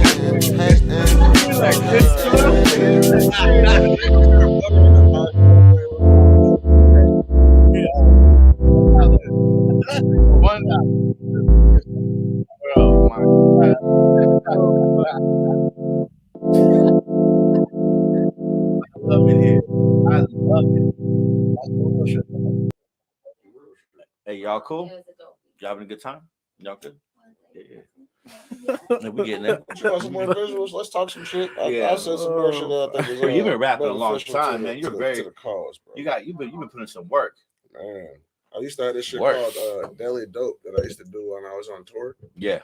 And nigga, it don't matter where the fuck I was at on tour. I'd be in the bathroom sometimes in like the randomest places, and I'd do these little freestyles to these beats. And then I'd post them on YouTube, and I call it Daily Dope. And it would be in a different city and shit as I was going along. Damn. But watch this. And I'm saying, What's the craziest daily dope shit you did? There's no quality in it. But hey, real quick, I need to know more about this daily dope. What's the craziest situation you was in when you're doing it, bro? Because I know you be wilding now. You a wild ass motherfucker. What was like some of the coolest fucking memories you can remember doing it? I thought this shit crazy because I was about to say the time I almost got killed over some AirPods or some dope shit. Fuck. You feel me? Like I got some stories from doing that shit. Like when you move around, one thing I can tell motherfuckers is be respected, but don't be disrespectful. Don't go disrespecting the turf for the people where you touching down at. Right. But you also need to gain some respect, and it's a fine line. And play with your life sparingly. I navigated it. I did the right things to make it up out of situations I was in when I was there. And nobody gave me that game beforehand. I had to figure it out on the fly. Right.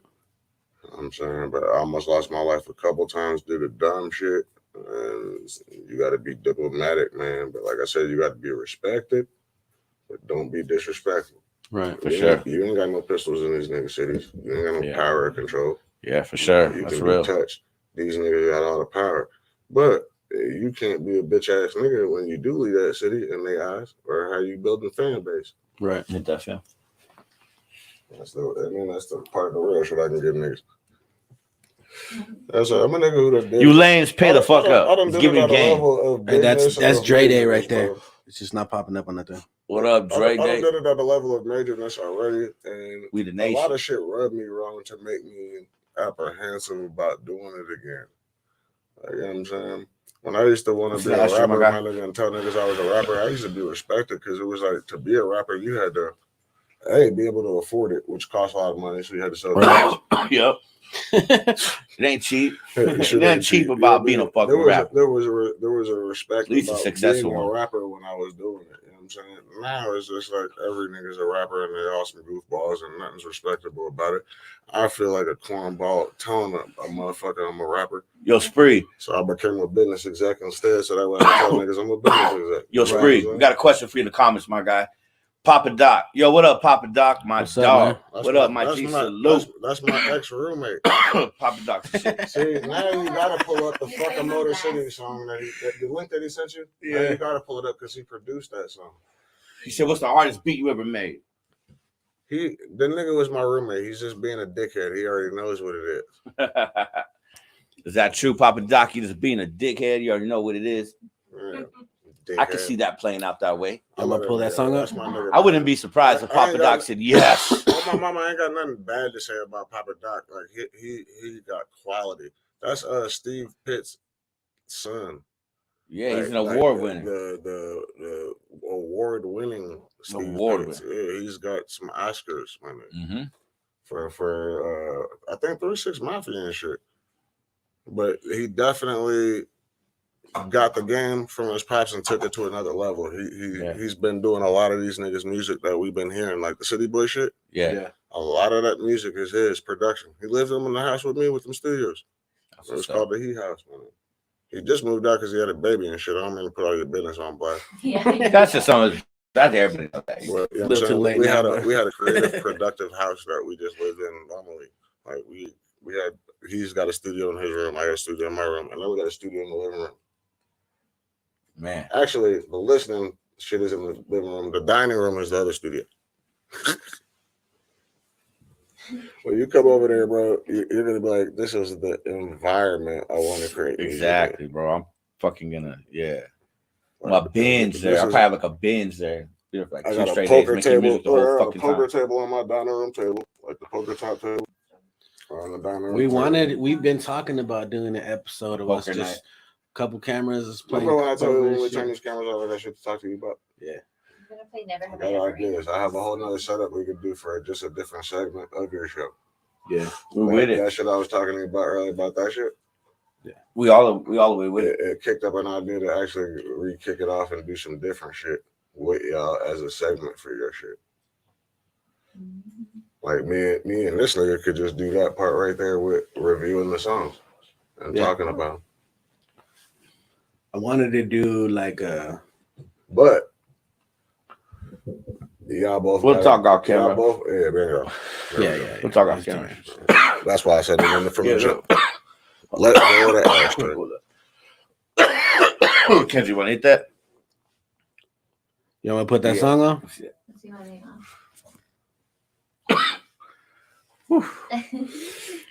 But bingo. That's why the king. I am me. He house. Huh? Always keep a bag on me though. I can get money with my eyes closed. They say I'm like Jordan with the free throws, and I keep a bad bitch, don't fuck with cheap hoes. Always keep a bag on me though. I can get money with my eyes closed. They say I'm like Jordan with the free throws, and I keep a bad bitch, don't fuck with cheap hoes. Yeah, keep a bad bitch, don't fuck with cheap hoes. And I don't want that bitch if she don't deep though. She thought I didn't see her, but I peeped though. So I eat her ice cream, shorty lethal. Shorty claims she like me, told her get it up. Horseback ride, giddy up. And I don't want that bitch if she ain't tryna fuck. I'm a squirrel in this world tryna get a nut. I've been that nigga since I hit the tuck. Niggas hating on me, but I don't give a fuck.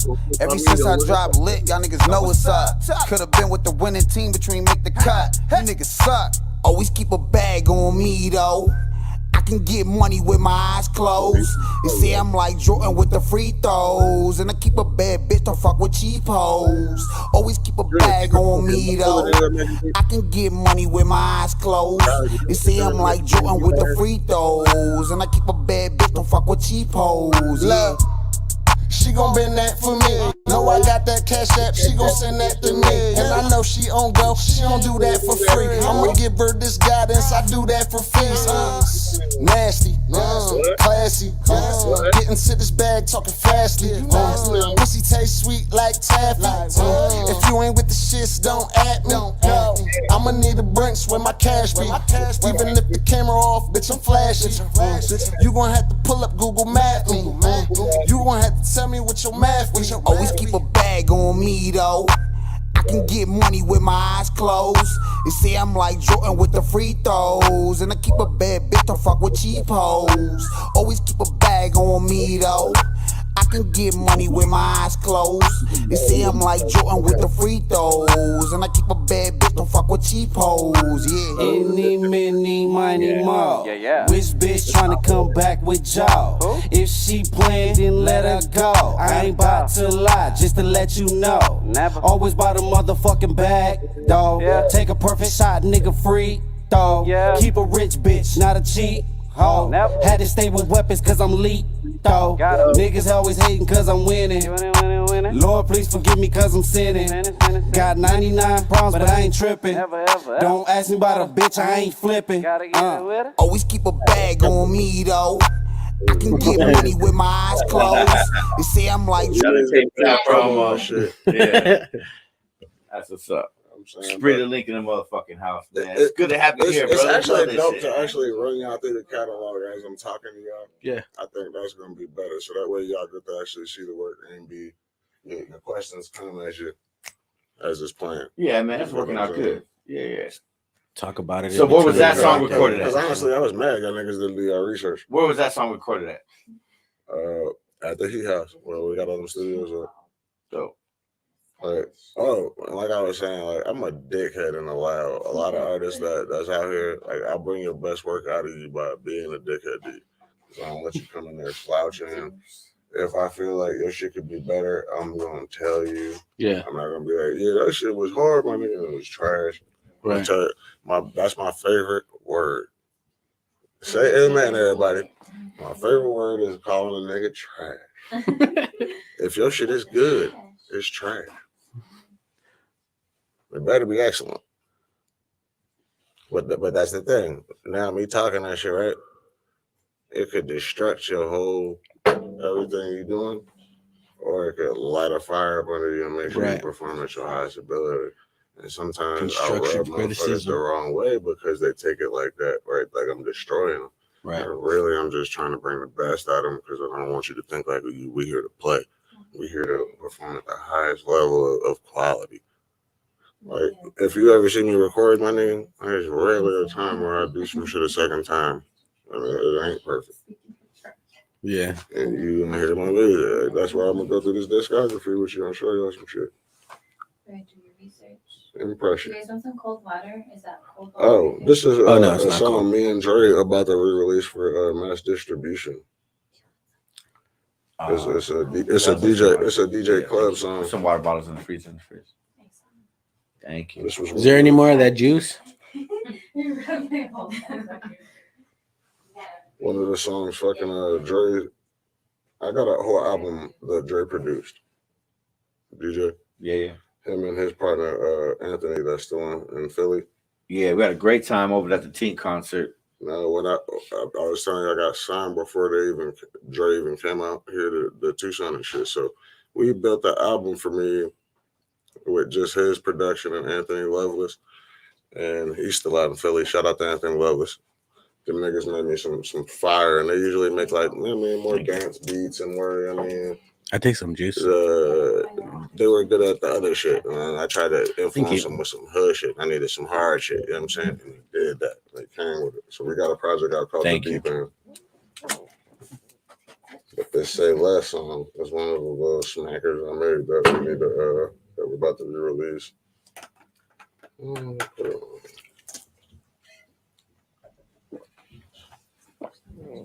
Is it on here?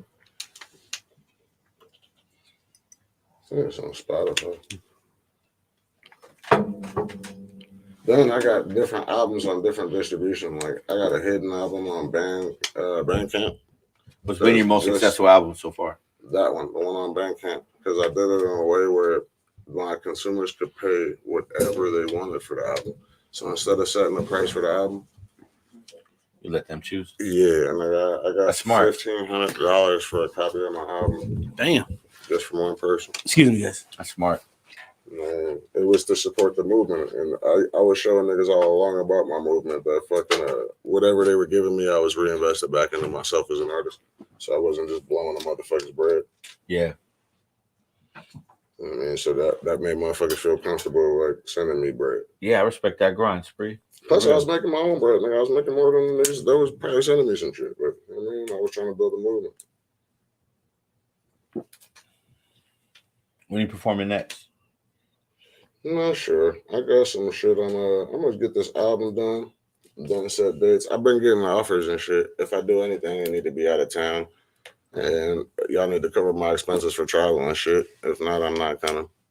Or shit, and I probably do got more connections in your city when I get there to make some other shit happen for both of us. If I do get booked, you know what I'm saying. But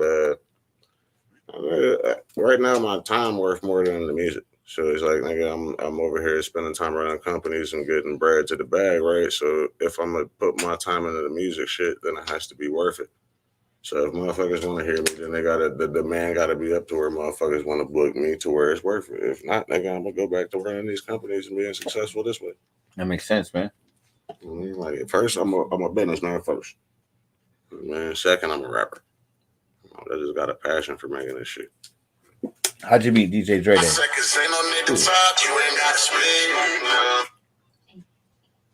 remember how you met him? I don't want to say the wrong thing, but I'm pretty sure how I met him. Pretty sure it was B Love.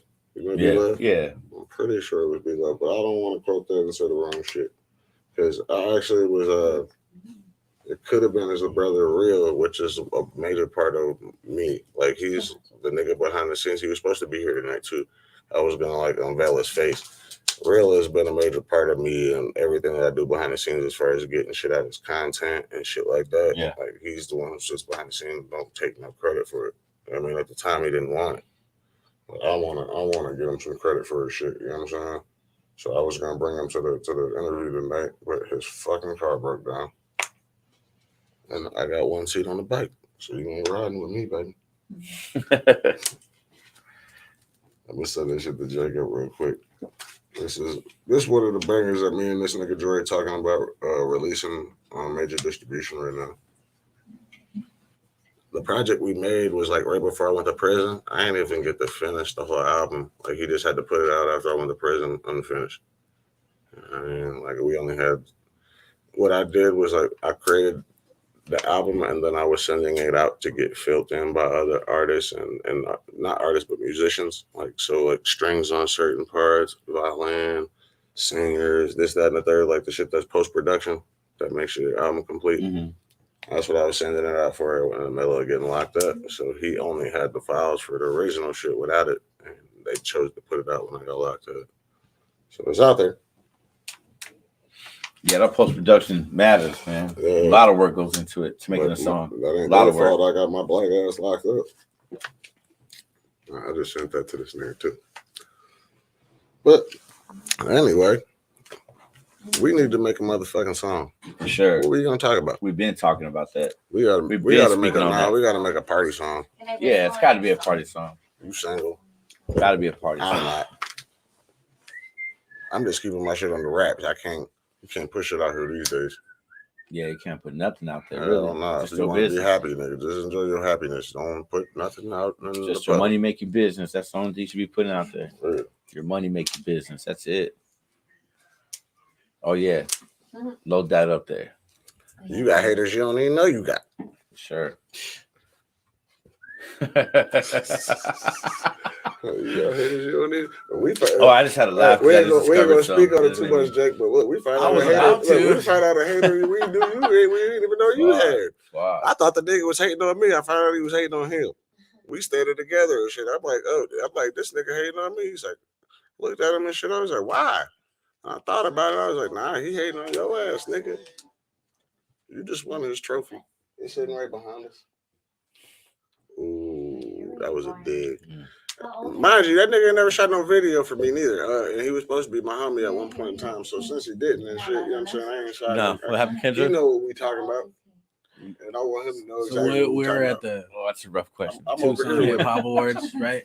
That's a rough And I was standing behind the stage and I was talking to him, and he was telling me like, somebody was hating staring on at me. us. Somebody was dogging us, my nigga. They were staring at us. Yeah, and I didn't even notice this shit at all. I was like oblivious to the whole thing. I was just happy and shit. I keep my head on a swivel because I don't ever know. He came and told me, and I was like, "What the fuck?" And I looked, and he was just like staring at us all hard and shit. And he's like, "I got you though. I got you back." And I was like, so I told this nigga, I'm like, "Am I tripping or is this nigga like grilling me and shit?" And until he was like, "Hey," he was like, and then he started to explain a little bit of the situation. I was like, "Oh, this is a nigga that's hating on you because you just won his award." Shout out to this award right here. Shout out to that one. That's the one he was hating on right there. But I peeped it out, and I thought that the nigga was hating on me. I ended up peeping it out for him and let him know, like, yeah, this nigga is at you. For sure. Like, he was plotting and all that. Like, he had his little homeboy and shit. He was talking to him and shit. No, I just thought it was about me, so I was on point. And then until I found out I didn't have really nothing to do with it, it was him. It was hating on him. That nigga took his award. That's why I fuck with you though, because you had my back, and like I barely even knew you at the time, and he came to me and told me that shit. I was like, and then I didn't just slide off, nigga. I stomped down with it. You know what I'm saying? I'm with him now. What's up? He's protected by Vipers. Stand back. Yeah, I had a pretty good view from the stage too. So I remember Jacob told me it was going down. Yeah. But anyway, glad you're in the motherfucking house tonight, my G. For real, man. It's a pleasure to fuck with my niggas and actually come through it. That's the thing. Like, we get so caught up in being cool for real in the streets, we forget to come in here and do the work. You know what I'm saying? I'll be like that with a lot of artists that I really fuck with and respect. Like Matt Rich and them niggas. I was just at B Rich House earlier. But the thing is, niggas just be around each other so much, really being cool, that nigga, we forget to go make the music and shit. Like, for real. I mean, it really be a connection. It don't just be us connecting just to look like we cool for a record. Nah, man, we gotta go hit the studio and then go out. I want to fuck with niggas in the studio that I want to hit the club with after we make the record. Exactly. Damn, that's how I get down. That's why I used to hate being a producer, because I'd have to make money in a bag off niggas that I don't even like or respect. So then after the studio session over, right, niggas be like, "Yo, you want to go out and get a drink and shit?" I'm like, "Nah." Like, I can't chill with you outside of the studio, my nigga. Your character ain't up to par. You know what I'm saying? We can make this song together though, but yeah, afterwards, me and Nick, we finna go chill. We ain't finna chill with you niggas. She can vouch. She was there for a lot of this shit. Who would you want to collaborate with? Like an artist involved, like out here, or dead or alive? Yeah, I was about to say I pretty much did all the collaborations out here. You could, or if it was just I can't even say his name. It's never gonna reach him. Jay-Z. Nigga, I don't want a motherfucking feature, you bitch ass nigga. I'm gonna say it like that because I respect you and I love you, and I'm so hurt that I ain't never gonna reach you and get a feature. What if though? What if this reached him? What if? Shit, I'm trying to be his what if? Speak that shit into existence. What kind of track you making with Jay-Z? What if this reaches him? Your whole shit, like he could bring something that's dead to life. Hey, what if this reaches him though, and you get to make a song? Who's gonna produce a track? You can call the shot. Man, watch how I make an opportunity. You do the track. You producing it and take the most out of it. You give me an opportunity like that, nigga, I'm off to the motherfucking moon. Trust me. Yeah. I don't need nothing else but that in life. Mm-hmm. I can make a whole career out of that and everything else out of that. For you 2 generations of kids out of that. I'm just telling you what I can really do out of that. So if you want to come bless me with that, I can really make something out of that. You heard that, Jay-Z. Hit him up. I would definitely be appreciative. Imagine though, anything's possible. You speak that shit into existence, man. I'm trying to do that. Who else? Everything I'm doing. Besides Jay-Z, who else would you collab with? Dead or alive? I'll buy a Nipsey verse. I'll bring on a release. You bring Nipsey out for a track. You know who got a lot of unreleased music nobody knows about? Who? Shaq. Remember when he was a rapper? Yeah, man. He was a rapper when he was playing basketball. Now, surprisingly, he paid a lot of money to get features with a lot of famous rappers that are not even here no more, like Big. He's got a song with Big, Pac, and Jay-Z on. Shaq was like the biggest dude in the world. He could do what he wanted. And it said that he'll never play it for the public. Damn. It couldn't get it cleared at the time for whatever reason and shit, but he has these songs. He has a He said bunch Shaq. of them, like classics with big. Because he was Shaq was always trying to impress lyricists. So his aim was. He had a video game. Remember Shaq Fu? Yeah, Shaq Fu. Throw basketballs at you and shit. They had a movie. Doing karate. Yeah. Shaq was about music. Shaq other took shit. that shit serious. Shaq always took music serious. Like he tried to study art. Any project he dropped, he tried to be serious about it. He didn't play no games. And he didn't get on songs with whack niggas. He just paid the dopest niggas to get on songs with him, even though they knew he was dope. And he would have to try to keep up to be on the song so they wouldn't think that he was trash. You know what I'm saying? He's got some of the dopest features in the archive there. That nigga need to work those out. For sure. The culture need those. Yeah. We coming for those, nigga. I hacked that shit out that account, nigga. Quit playing. You gonna play this track? I had somebody in your hard drive, nigga. I'm an internet gangster now. I had somebody hack your shit. Say less. SPREEDALINK. Say less. We need to get those from Shaq. Somebody go hacking shit. This is more major too. Mainstream. Can we get some value? Value? We'll turn it up. Yeah, so you can hear it. You gotta turn the mics off there. No. Does that work? Don't turn the mics off. Boy, it changed the whole sound. I like how you do business. That nigga professional.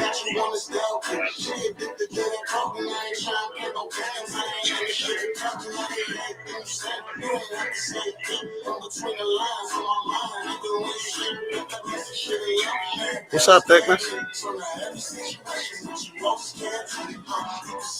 Yeah, don't do nothing but smile, because you know I'll come for you. So don't do nothing but smile. You know I'll come for you.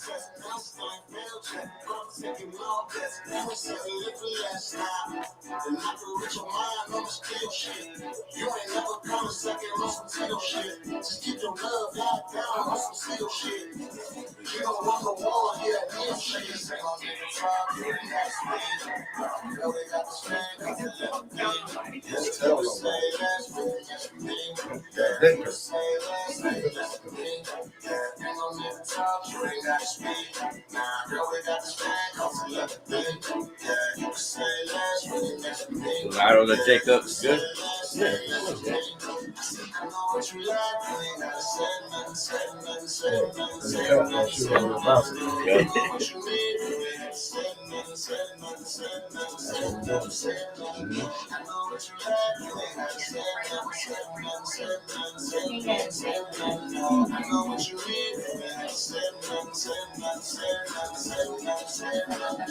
Oh yeah, man.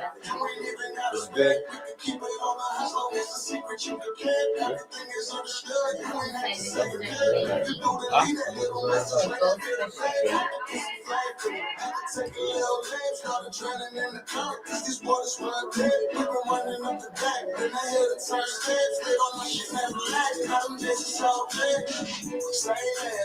I'm just trying to upgrade you from payless. It's what you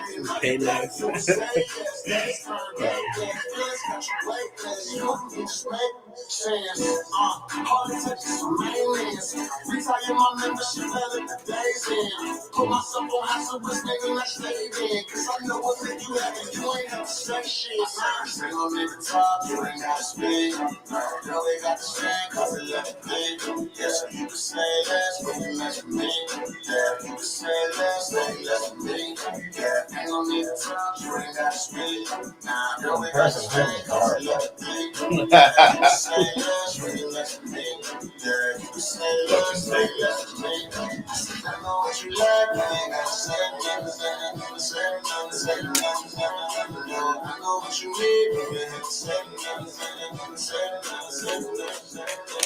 I know what you like, I ain't gotta say nothing. Damn, I feel like this interview is getting started. That's why I was like, I feel like this interview is getting started. That's why I was mad, like I didn't do my due diligence with it.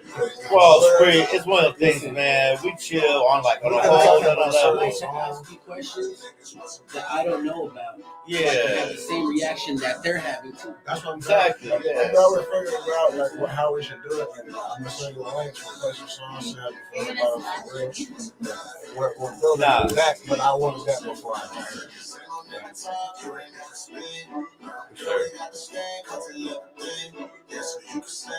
That's how it normally goes down too. So I feel that. I don't want to push you on. I want to put on. talk, you ain't got to speak. Nah, girl, we got to stand. Yeah. Yeah, you can say less when you're next to me. Yeah, you can say less to me. What else should I play for? V. Trying to upgrade you from Payless. That was, I like that. Hey, that's a dope track. Say my name. I gotta put you on the spot. You're right. Ooh. Yeah. That's a record on camera. You heard what she said. She's here. Yeah, the camera. What's the date? Say the date too. 11/9. Ooh. No, You about to get her ass in trouble. You about to get her in trouble. By who? Okay, watch this. Since we tapped into that. No, I don't want to do that though. We want some hood shit. What's some hood shit I got with these niggas? Like Richmond. There we go. The first album, I don't know if you have anything. I was about to say, Yep, yep, the there we first go. album. That's my favorite album. Say less. So it's my favorite rapper. No, YG's your favorite rapper. Stop, Yeah, stop just a cheating. rapper. Oh yeah, this right here. I don't even think nobody respects this thing, but I meant to have a song for when this is a smacker. KKSP.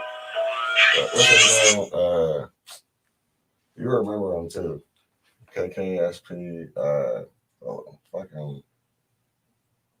Nobody knows his rap name. We only know his fucking Facebook name. He never did nothing with the rap. But the song I'm here for was a smack. And I ain't even no reason to play that shit. Matter of fact, I'm gonna put this on. You're gonna drop the phone. You're making your bottom one. I'm gonna play something worth playing.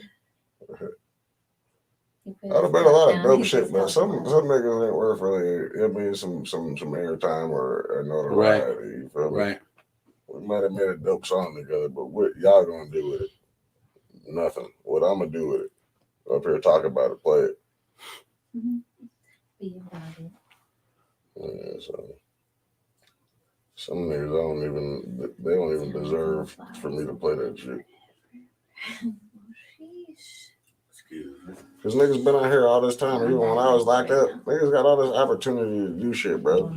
And they don't want to do nothing, and they want to wait for a motherfucker to do something to come around and put in the fucking footwork, man. Yeah.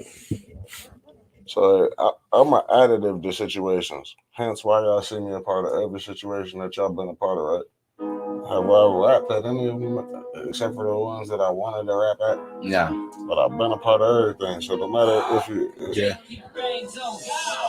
the reason why is because I'm useful. The damn that I have is shit that niggas don't tell me to move a certain way when I get there. I see what needs to be done to make your situation successful and just move accordingly. Humbly though. I'm not trying to take control of your situation and be that nigga a part of your situation. But I've been around so many events and different places that I see what your shit's missing at the time that or how I can help you. If you need an extra security person right now, I'm at the door. If you need to move a table with some chairs, I'm doing that too. If you need motherfuckers to clear out VIP, I'm doing that. If I'm on stage, or if I'm whatever I'm doing, I'm there to do it. Not for clout or notoriety. Tank show. I'm not on no cameras, right? But if you were there, you know exactly how close I was and where I was at. You know what I'm saying? And that's how I like to keep shit. I'm not the nigga for the clout or the camera or the notoriety. If I was, then I would never be cool with these niggas the way I am, these artists and shit, and their managers. The manager relationship is more important sometimes than the artist relationship.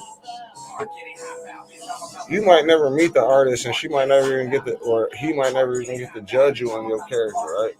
But you might have real access to the manager, and that's the person you have to worry about. I go for the manager. Gang. I don't talk to the artist. Gang. Somehow I always end up around the artist though. Gang. And then you orchestrate a way to make a bag out of the situation that surrounds you. So don't be a fucking sucker fish ass nigga where you trying to suck the titty of the situation that's going on Be a nigga that can make another opportunity to get you a bag off that situation. And watch how they respect that and even contribute to that sometimes when they see you trying to do something to get your own shit, my nigga. They might even incorporate you. That's real. But if you're a suckerfish out here trying to be on some clout shit, you just trying to do shit for clout and all that stupid shit, you ain't really got no value to what niggas is doing, they don't include you, my nigga. Do they call you? Did they check in with you? Does anybody call you when they come in town check in with you? I don't even rap, my nigga. I'm up there with Shada, I'm up there with every person who comes to town. That's somebody. I need a shot glass. You do. That's why I felt like I kind of needed that interview at this point, because I'm like, a lot of people don't know, unless you've been around, you don't really know who I am. And I can't expect niggas to be relevant. I can't expect for niggas to just jump out and respect me for whatever I done did or whatever. Nah, but I can show you.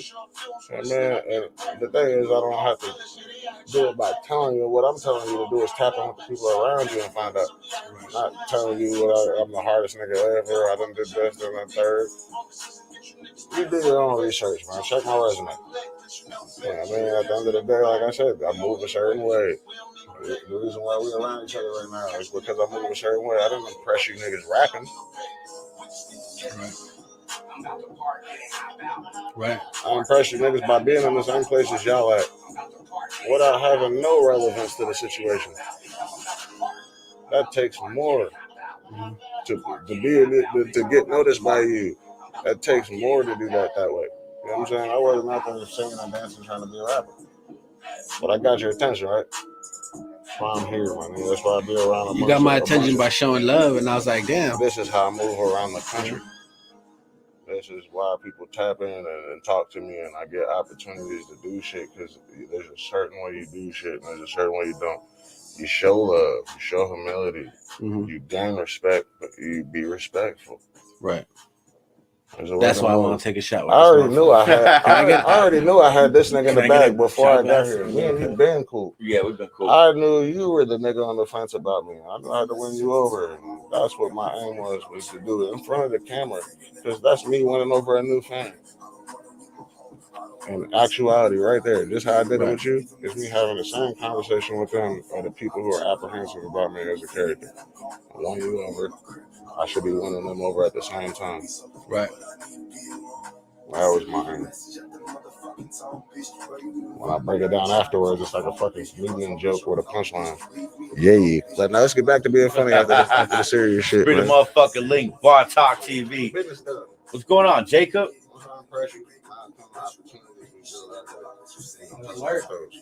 For sure. Hey, you ready for that shot? If I get my cup. That's the other part of getting him out of his shell. He just poked his head a little bit, came all the way out. Was like, you know what I do? Fuck with Spree. I seen it, man. Mm-hmm. That's what I want for real. I want organic. I don't pay for views. I don't pay for likes. I want to be able to gauge my real audience on what it is and be able to sell myself as that and know what the fuck I'm selling, because that's my real shit. Those are the real numbers. So just give me that little one. I'll take this one. Thank you. I'll take this one. And I done had to rebuild it a couple times with different pages and shit like that. Start over. There's a life. You know what that's like. Yep. Fucking with some bitches that can want to distract you just because you're not fucking with them no more. Exactly. Yep. Well said. What's that? Nah, nigga. This is what she gave me. I don't know. Bro, this nigga on camera. Now you gotta show that shit to the camera. No. I think there's one in the sink. I mean, we can't act like we don't have a shot in that right now. I gave him the glass and he wanted the. I'm definitely gonna point that out. That's Give why me, I go to the studio. Give me that cup. Nobody's gonna slide with this type of shit right here. Look where we're taking the shot with. Damn, that's even worse. Just on both cups. It's still now. a shot. On both cups now, so they know what I'm talking about. This nigga had the shot with this little ass glass. Was I respecting that? Hell no. It's kind of close to a shot glass, but it's a fucking medicine. It's my logo on this one though. So he pours it in this big ass cup to take a shot. He didn't go in his mouth. Prosperity, man. Let's make some of this shit. Tucson, turn the fuck up, you bitch.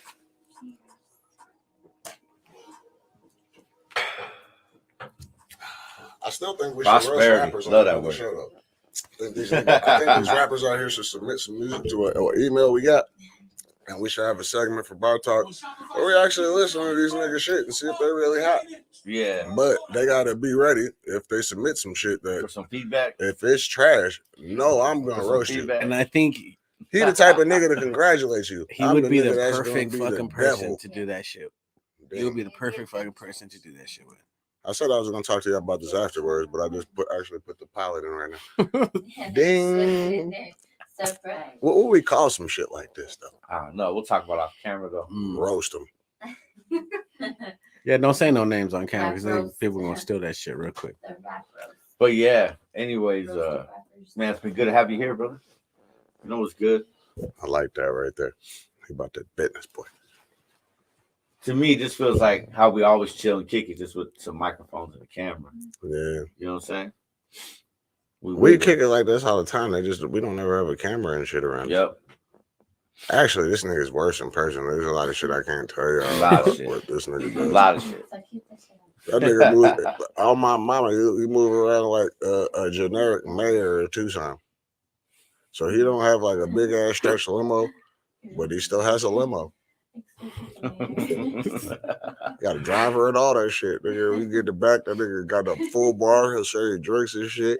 I'm telling you, it's real out here. Yeah. God damn. Any ex he had, you fucked up.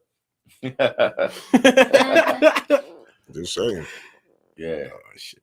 Should never let me out. What did fucking Seymour say? He's like, "You're my ex before, but now you're my award-winning ex." What's the new Drake album? Like yeah, motherfucker. What's that new Drake album?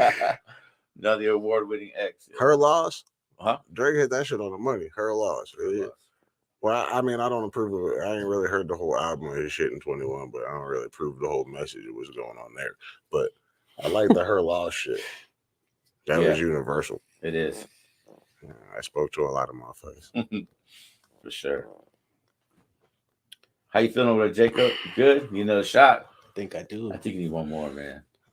Did I send you the last shit? Yeah. Double up with him. Double up with him. I just sent you the last link. Double up with him. This more me back. Nah, this game got like the club songs and I'll go and find the party shot shit, right? glasses. We got shot Yeah. glasses. This me more being tapped in with the local talent. What I was talking about with bridging the gap between backpackers and trap rappers. Right. This nigga's also a backpacker and trap rapper. We're also working on an EP together with 6 songs that we're just dropping. And he'd like quit music, but when I got out of prison, basically I'm the only nigga he wants to make music with. Mm-hmm. So we actually created some dope shit I could let you hear, but off camera. Like I wouldn't even put this shit out there right now. And I got shout out to Tater Crown. I got Tater Crown from Phoenix. They calling this nigga like the Wool of the West Coast right now. He's making so many moves, and it's my homeboy. I had to think about it. Statute of limitations up. I used to fucking rob niggas and kick doors with Tater Crown. That nigga's official up there. Allegedly. So I mean, if I'm gonna put my stamp on anything, I'm doing that for that nigga. A lot of other niggas be trying to hit me up to get the stamp, like yeah, we was doing this and that, and sometimes these niggas be projecting it as more than what they was. Like I'm a nigga who was a fucking with doing everything. Mm-hmm. So some niggas will try to get me to co-sign what the fuck they was doing, and it was at a baby level, but now they want me to magnify that shit and make it seem like they was doing a lot more than what the fuck they was, and I'm putting my signature on it. And these is niggas you know about. I just don't want to put their names out there. These is niggas that's important people that your niggas laugh at every day that they post. Everybody. No, the funny shit is, why you looking at her like that? Because she know more than most of what I'm talking about. But everybody has them on there, right? And they all laugh at this nigga, right? And he a nigga that will come to me for a voucher, and some niggas I'll do that for, like I just did, and then some niggas I won't. I want you to speak on just as destructive to your shit as I could be enhancing. Yeah. It's the power of that. If you be a real nigga, if you vouch for some shit after you be a real nigga and you show everybody you're a real nigga, and they fuck with that shit, everything pretty much you've been doing they approve of, and once you get them on doing that, but then when you don't approve of some shit and you put why you don't approve of that in front of their eyes, then they no longer approve of it neither. It's kind of what happened with Lil Baby's career. Yeah, I need to stretch him. I mean, I'm not trying to be destructive. I just put some truth in your face and once you decide your own outcome of that. You know what I'm saying? Right. Like, all I push is truth. Like, I don't try to be destructive or bringing somebody down, but I'm not going to back something that's not truth, and I'm not going to promote something that's not truth neither. I don't give a fuck how much you get me paid. I mean, that's the principles you stand on. So, honestly, who do you think won, Jay-Z or Nas, man, when they went at it? You want me to keep it funky? Yeah, I think Nas won, personally. All right, let me break this down for you. After Nas got done rapping all that dope shit he put together, what broke him was the fact that the shit that Jay-Z did say was real. So all that creative shit that you came up with the bars that was dope, didn't make Jay-Z want to come kill you. The shit Jay-Z said in 3 bars made Nas say, fuck everything about rap shit, nigga, I want to come body you about the personal shit you just said. So, I mean, if you want to look at it that way, cool. But to me, I just pointed it out that way to you. Like, all that shit Nas said was cool. It was creative. He was a lyricist. He put that shit together, huh? But that nigga, Jay-Z said 3 lines about the baby seat. Caused Nas to act out of character, caused Nas to do all this and that. He would have had the battle won if he didn't react to the fact that the nigga said the shit. Yeah. So 3 lines won the battle instead of the war. And then Jay-Z had to come and rescue your career because his was blossoming, yours was falling off. Yeah, he was falling off hard into that. Jay-Z set Nas up for life. He has mass appeal now. He owns a part of Drink Champs. He owns a lot of things that are successful right now. But if he would have never got cool with Jay-Z, Jay-Z would have never gave him this game and gave him the network of people that he has to make you successful. That's who Jay-Z is. He's the network. Yo, Jigga, hit him up for a feature. He can snap his Let him produce the track. He can snap his fingers, my nigga, and change a whole 3 generations. Hey, Kendra, want to take a shot, Jacob? And a snap of his fingers, man. Actually, with the sign of his pen is really what it is. Right. The sign of his pen will get you 3 generations of your family paid, my nigga.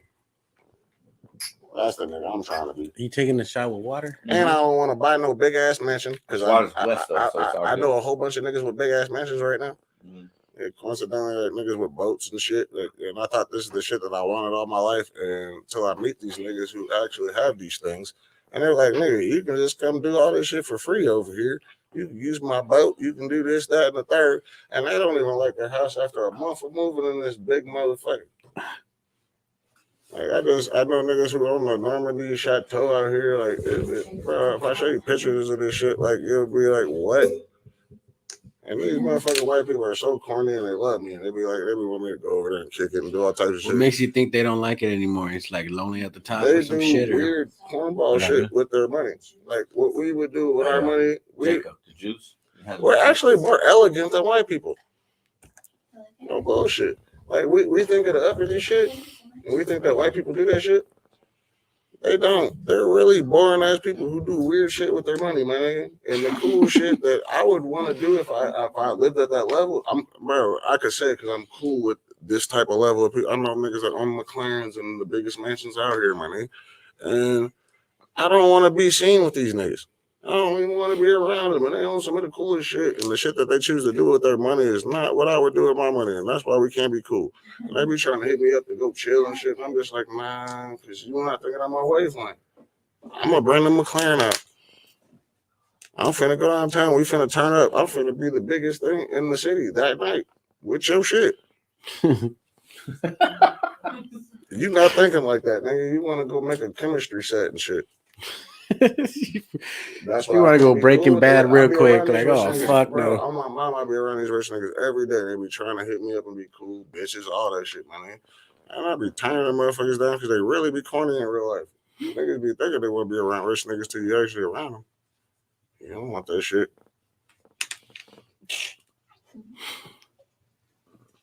and not comfortable. It's like you going in a rich ass white restaurant, right, with your black or Mexican ass, right? How the fuck you gonna feel comfortable in there? You gonna have every eye on you. You ain't gonna get to enjoy the whole experience of you even being in there, leveling up and being in there. You in there because you statused up, and they treat you different. Man, you feel like a fucking slave, my nigga.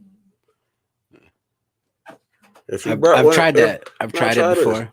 Put the reversal on it. You brought one of them same white people down to where you comfortable at. How uncomfortable would they be? How comfortable would you be? You're gonna get the best treatment, best food.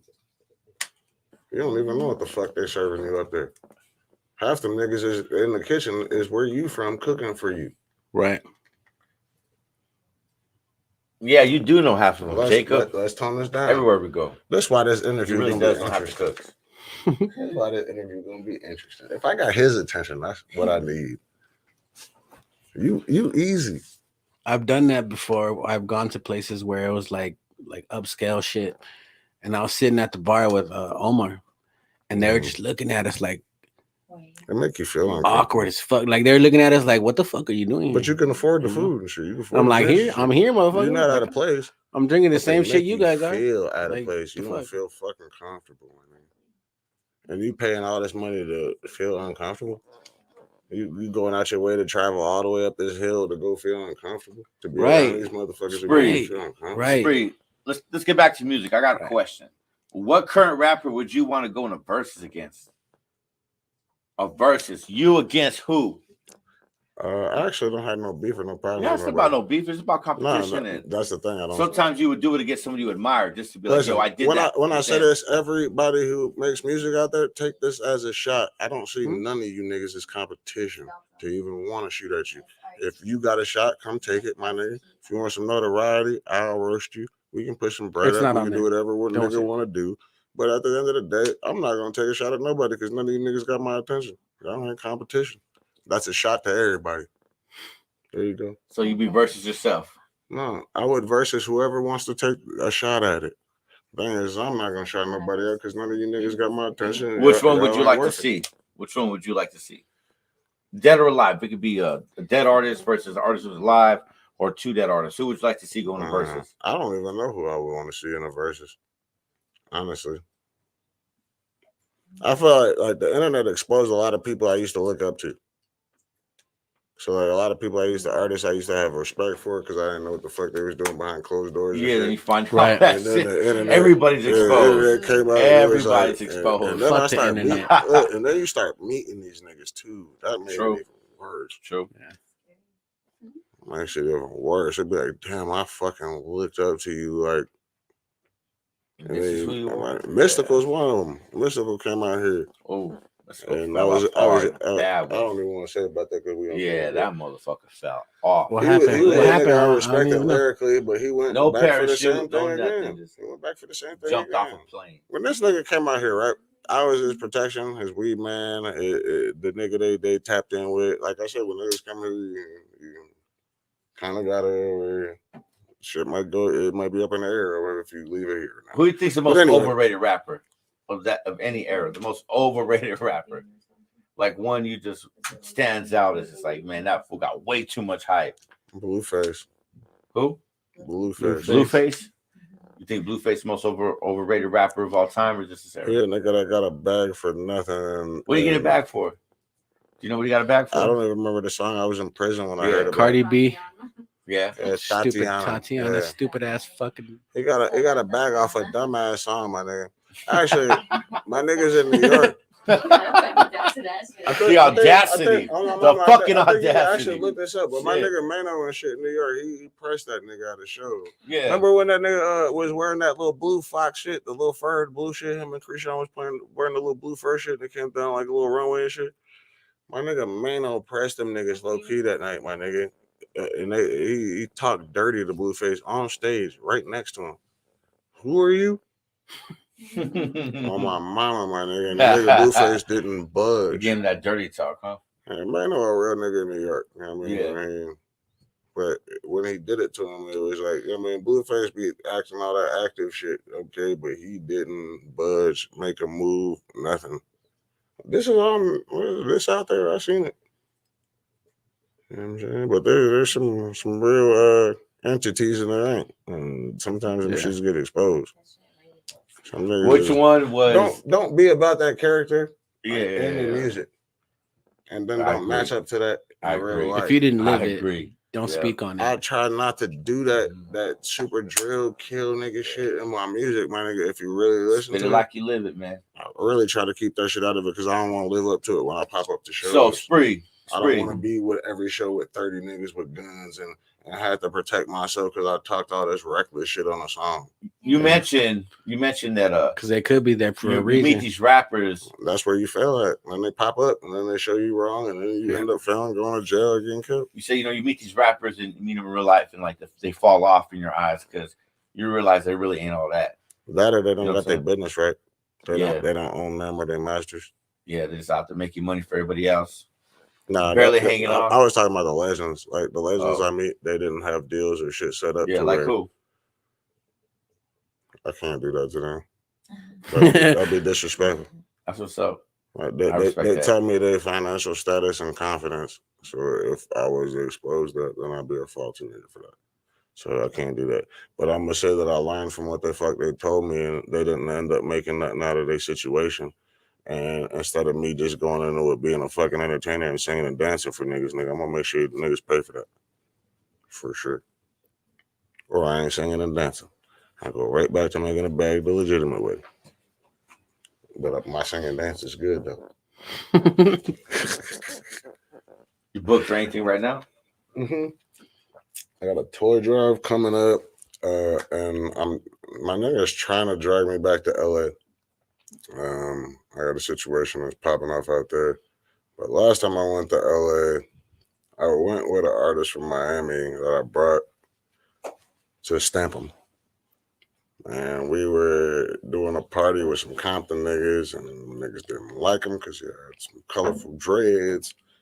I was in the middle of talking to these niggas and making a deal and getting cool with these niggas on some other shit, you know what I'm saying? And then I heard the DJ talk shit on the speaker in the middle of the party about the nigga I'm with, like joke about the nigga, like disrespect him right on the mic.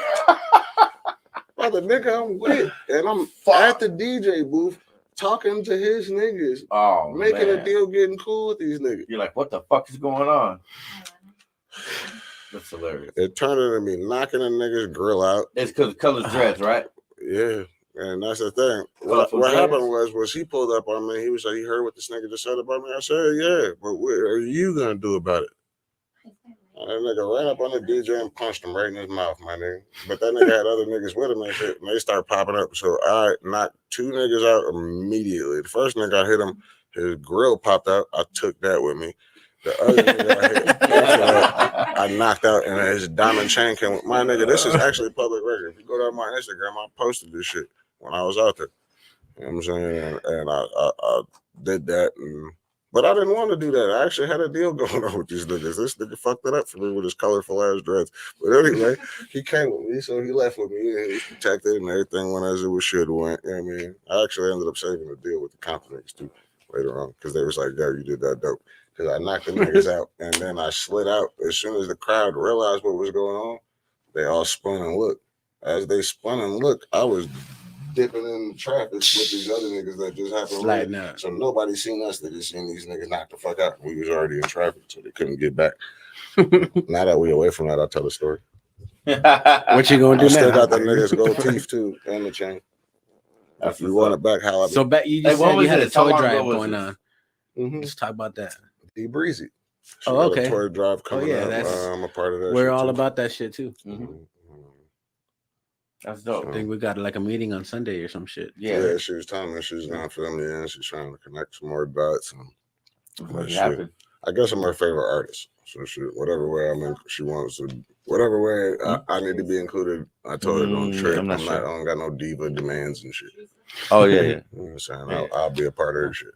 Yeah, we're sponsoring it and doing a lot of that. Yep. Not too sure what the details are yet. Sunday. But we got everything. We get everything finalized on Sunday. Get the details in and everything shit. will be finalized on Sunday. Yes, sir.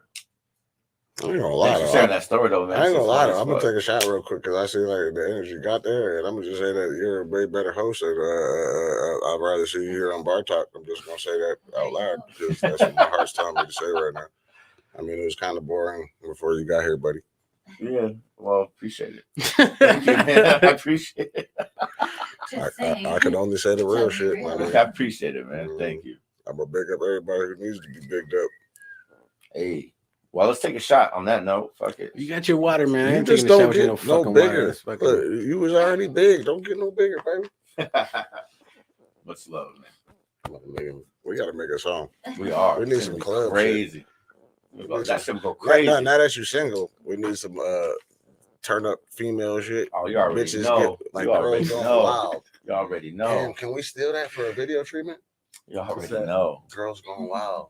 Oh fuck! I don't think so. That shit's all copywritten. Planet X is a real place, baby. Maybe. A girl's going wild. Change a letter, put an extra letter in that make a song and motherfucker. then do the treatment for the videos. Girls going wild. I love it. The censors and shit. Just change a letter or put an extra letter in it. We're talking way too much. Oh yeah. We're giving away ideas. God damn it, you bitches. Damn it. I'm talking way too much. Look, I hate being in the private because I start doing that. Hey, I tell you what though, I'm due for another epic video shoot. We gotta make the song first. We gotta make the song first. Bring your ass over there. We will. You got some beats you working on? History. You got some beats for your shit you working on? A few. Yeah, send some over to me. I get on them. I send you somewhere. We get on them. Half. We can say that because we own the shit. I know. We own it. And I got I got some fire shit. Hold me something right there. Oh, okay. Thought you were drinking water. Hey, I am after I drink that. That's good. Cheers. Much love. Lean like a cholo. Lean back. Hey, Jacob up. Yeah, I didn't even know I was part paisa, huh? No. Talk about that. Oh, my mama. I'm El Negro Paisa. Yeah. How's that? Negro Paisa? Explain it. Let's explain it. It's a deep story. Yeah, let's talk about it. I met a nigga in high school that I got tight with. He's really cartel. He's still my plug to this day. If you know me, then you know him. If not, then you'll never hear me say his name. Shout out to that nigga. Well, he's been my plug for everything I've been doing. That's why I can never say his name. Nope. Over all the years and everything I've been doing, when I was telling you I was touring and moving work and shit, nigga, I made rapper money touring. Moving work through this nigga. It was really in there. Well, shout out to the plug then. There we go. How tall are you? He's still around. 6'4", and I got a size 12.5 shoe and a big ooh. Talk about a baby, a long story. Cheers again. Cheers. About those locos for real. About those locos for real. I told you, they better not come on that cholo shit on my song now. I do respect it. I love it. I'm not downplaying it. But over here, I need you over here. I feel it. But anyways, it's been a great fucking night. I feel pretty fucking good. How you feeling on this? I feel great now. Man, I feel like I want to turn the camera off because I have so many there's an after party spot, by the way. ideas If y'all want to turn up till 2, 3 in the morning, there's an after party spot. Where's For that? me, I was pretty content on going to You sleep. available? But you know how we do it. We might be due for having a good time. Hey, once I get started, it's hard for me to stop. Man. I ain't gonna lie. I quit. That's the thing I know. Hit up Jacob Rummel for the details where we're going. With that said, we're gonna go out. We're gonna go out tonight. You hit up Jacob Rummel for the details. Don't hit me up. I just had to take a shot with you because I respected what you said and I'm feeling it, so I had to take a shot with you. So. Don't hit me up. Got your ass. I seen it in your face and your eyes. I understood the moment I got you. That's what I wanted to do. He knew why, but I knew that you didn't know why. Yeah. I felt it, my name. Mm-hmm. You know what I'm saying? I felt like you didn't even know why you should ever even do an interview with a nigga like me. And the thing is, I'm humble enough to accept the fact that I wasn't relevant, and there's no reason I should be relevant, and you should know who the fuck I am right now. if you wasn't around for the last couple of years, you know what I'm saying? Because I was Training, locked man. up, you know what I'm saying? Training, It's yeah. not your fault that you don't know who the fuck I am. It's my fault. I was locked up. The respect that motherfuckers that tell you to have for me is hard to accept that if you didn't see the actions, what they're telling you to respect. Right. The reason why they're respecting me is because they've seen it in person when I was doing it. Like, there was no map for this shit. There was no a system of even getting paid for releasing music at the time. Right. Like, the streaming shit, I'm one of the artists who figured out streaming algorithms. Those words, those things, like I was part of building those. Like clickbait. One of the first to do that type of shit, my nigga. And I'm not gonna lie, Gates Montana, the rapper, put me onto the game of manipulating it. He knew how to manipulate algorithms way before anybody knew how to say algorithm. Because his posts were reaching everybody and he knew the art to doing it. He didn't even know what it was called at the time. He didn't know it was called algorithms. He just knew that he would say some funny shit, people would react to that, and then he would drop a music post, and then his music post would be on everybody's timeline because his funny post was. So he figured out a way to do that, and that's algorithms now. But at that time, nobody knew what the fuck an algorithm was, man. And he taught me this coming fresh out of prison. So I cheated. And I got ahead, man. I mean, when you're dope and the shit you make is dope, all it takes is getting a motherfucker to listen to it. Right. Exactly. Instead of you trying to figure out how to make a hit and all that shit. Nigga, if what you make is dope naturally, my nigga, that shit's gonna catch. Right. All you gotta do is put it in their face. You just gotta get them to click it and listen to it. If you're really that dope. If not, you just faking the shit, man. You just trying. I hate to say it, I don't want to be discouraging anybody doing it, but you either got it or you don't. You ain't discouraging me. I'm interested. I'm like, right? Keep talking. You get on the camera, right? You're naturally this person that you are, right? You got it, right? I'm not so as confident on the camera, right? But when I get in that motherfucking studio, I'm confident and I move in that way. And then you might not be as confident as the way it moves, but you might get in the studio and perform well there with me because that's where you more confident. That's what I'm saying. Everybody not fit for everybody's position, but everybody need to play their motherfucking role for shit to be successful. That's real. That's advice right there. That's advice. Stay in your fucking lane. It's not everybody, and everybody need to play their role in order for this motherfucking ship to get somewhere. Hey, it's so not you can't pilot. Let me say this. You can't sell a ship by yourself. Right. You need a crew. It takes a village. The thing is, you want your crew to be driven the same way you are. And they gotta have this role. Towards you gotta have the same dream. If you don't have the same dream, ain't fucking going anywhere. Towards the same goal we are. Or we're gonna have misdirection and arguments the whole way there. If I want to go this way and you want to go that way, why the fuck do we start paddling in the first place? Right. It's like climbing a steep cliff, tied to the rope. Everybody got their hand on the rope, and you're going up that motherfucking steep cliff. Camera, I asked you, what's your end goal of this? What's your end goal of this? Yeah. Behind the camera. We already know. This where that conversation goes. No, when I met him, he told me that one of his like dreams was to do like a podcast, to be like a this is y'all stepping sports, stone. This should be successful, right? You know, but it should also uplift y'all to what y'all really want to do in life, aside from each other. Y'all can come back and do this shit and build this shit and make this shit whatever y'all want it to, right? Yeah. Together. But it's also a stepping stone for y'all to step away from each other and do something successful outside of each other. Y'all need to be building towards that, right? Like, remember how I said you need to start how you finish. So I want to start on your team instead of being an adversary from the start, right? You start how you finish. So if y'all start with that plan, knowing that this is just a stepping stone to get y'all in the place where y'all really want to be at. Even though in your hearts, y'all know that's what the truth is. But if you don't accept that when y'all get there, conflict. Instead of y'all accepting that, nigga, this is the stepping stone. It's going to get us in this better place. And then after we get in this better place, we're going to come back together and build something better. For sure. That's a great vision. I like that. For sure. Yep. That's the type of shit you told to, my nigga. Yep, for sure. Y'all got it. You found your counterpart. You was looking for it, and it's fitting in well, bro. Yeah. I thought Bar Talk was corny when I first heard about it and seen how it was going. On my mama, I'm just keeping it funky. I actually watched the nigga show. I actually paid attention. I'm tapped into the culture of anything that somebody is doing out here as far as music. So I paid attention. I might not say nothing at the time, but I paid attention. So at the time, I thought this shit was corny. And if you would have asked me for an interview at the time, I would have turned you down on my mama. When you brought this nigga in, it wasn't who you think it was. I had no influence on that.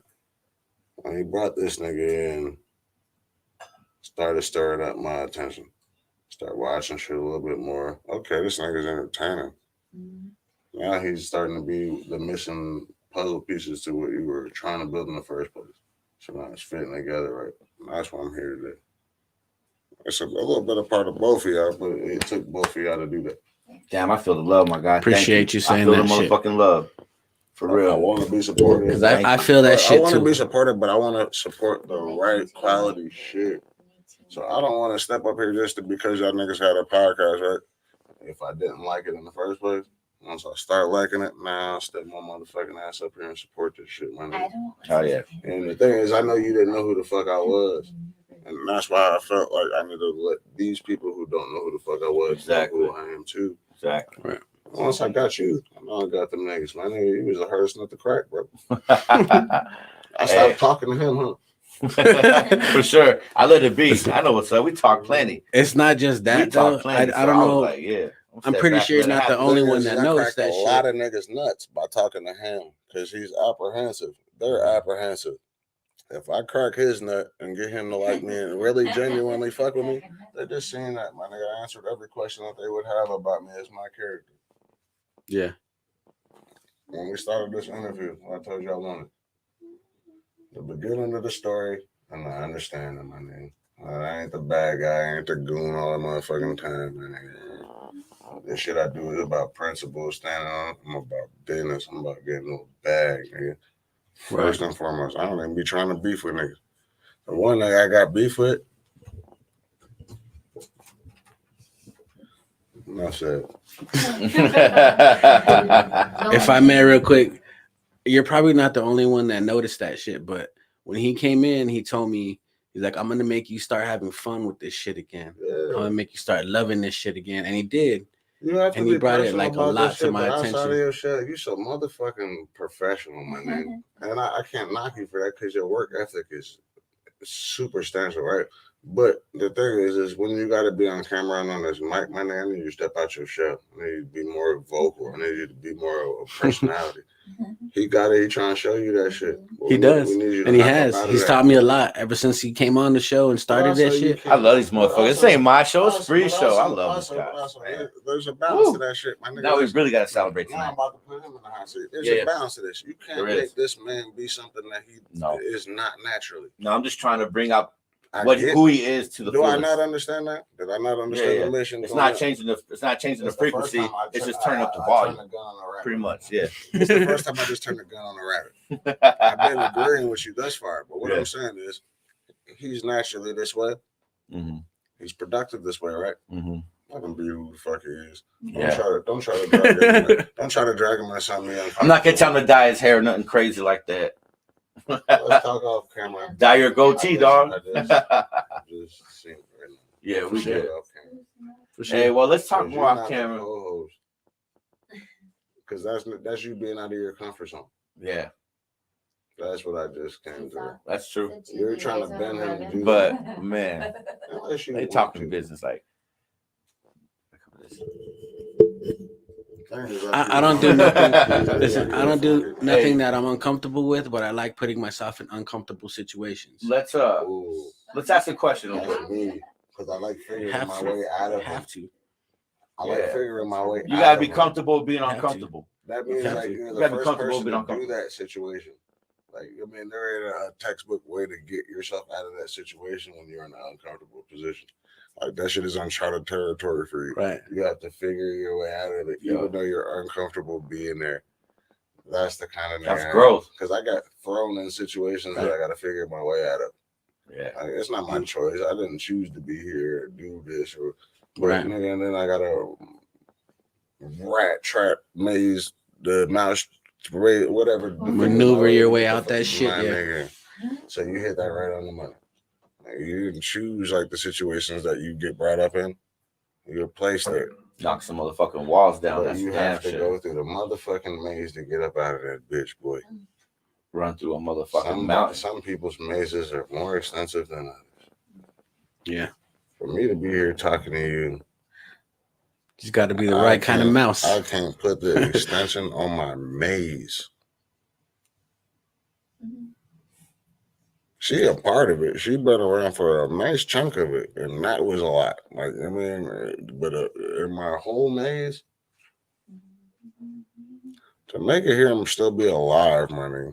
Yeah, I didn't think I was gonna make it. You got to be the right type of mouse to get through it. I'm definitely gonna be 21. I made it 21. I was like, I'm a light skinned nigga.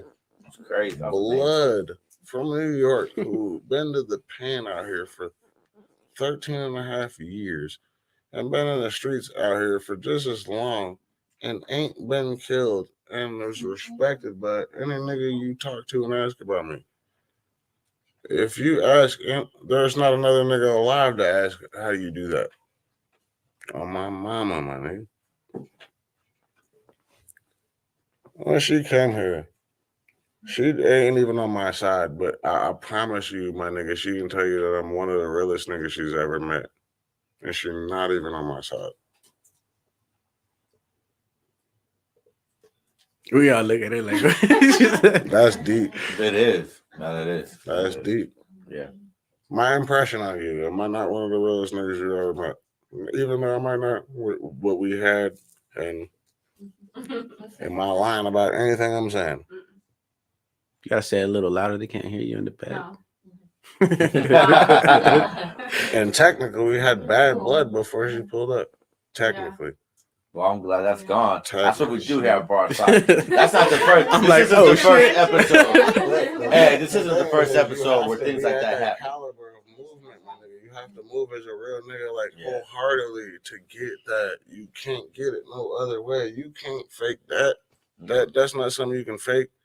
You have beef with somebody and they get you get respect out of them in their face, my nigga, and you just seen how it happen. You can't fake that. Yeah, there's certain love you just can't buy, which is all love. It's funny when people talk shit or have beef with you, but they respect you in your face. That's why I pop up everywhere that we at. That's why I'm around all these niggas that we're around. And I'm not rapping, I'm not singing and dancing for nobody, but I'm still around, right? Yeah. That's why, my name. There's a respect and I'm useful. So when we get out this motherfucking camera, I'm gonna show you how useful I am to y'all situation. We're gonna create 2 different businesses from what I just deciphered in my head. But we'll get to that. Yeah, we'll get to that. Let's go. I want to talk about. Hold on, one question. If we do a toy drive, let him talk. Go. Yeah. I want to talk about like the time and questions. sacrifices that you've done and given up and what you've done through in your life. Nigga, I've sacrificed. My daughter is 8 years old. My son's 7 years old. I also have an older son that's 15 years old. I've sacrificed their whole lives of being around them and them having to live in the shadow of me. If not, you know who I am, but where they were born and raised at, I'm somebody. So they have to live in the shadow of that. So it don't matter what a nigga think about me being a rapper. My nigga, before I was a rapper, I was a fucking kingpin. I was moving weight. I touched more money and counted more money than these niggas can even imagine even rapping about. And I had the problems that come with that shit and having to deal with that shit. Management. And until you niggas ever been there or had to sit yourself in my seat, my nigga, and manage your way to survive it and raise kids in different cities or do any of the shit that I do on a daily basis, my nigga, you can't talk to me. And if a nigga kill me, cool, my nigga. But you're gonna make me a martyr. I'm gonna be the nigga that you have to be every day after you kill me. I'm gonna be the nigga that you have to be a stand-up nigga and be a fucking parent to your kids every day. You're gonna have to take care of your baby mama, even though you're not with her. You're gonna have to be a real nigga to the bitch that you with. You're gonna have to be the nigga behind the raps that you rap. You're gonna have to be the same solid nigga that you talk to your niggas that you tell them that you is. If you ever think you want to step in my motherfucking shoes, my nigga, And that's the thing that I stand on since I was fucking born. That's how I was raised and bred. I come from dope fiends and pimps and niggas who work for the mafia in my family, my nigga. Like, I was bred to be the realest thing they wasn't.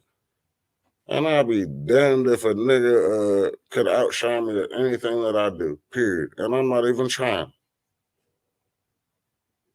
Well, that's exactly why we fuck with each other. That's exactly why we fuck with each other. Because I fucking relate. In a great way, man. I fucking relate.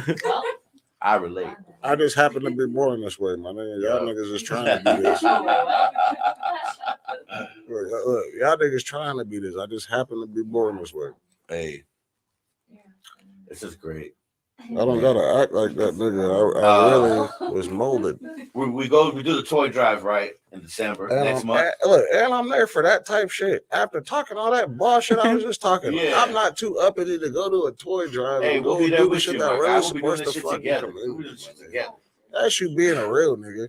Hey, a kid comes up to you and says, "Yo, give me some advice. How can I advance in the game?" What are you talking about? I give him $1,000 and then I give him the game what to do with the $1,000 instead of blowing it. It's his choice whether or not he wants to blow it on the goofy shit he wanted to blow the $1,000 on. But I also give him the game on what he should spend the $1,000 on to make him successful as a young nigga.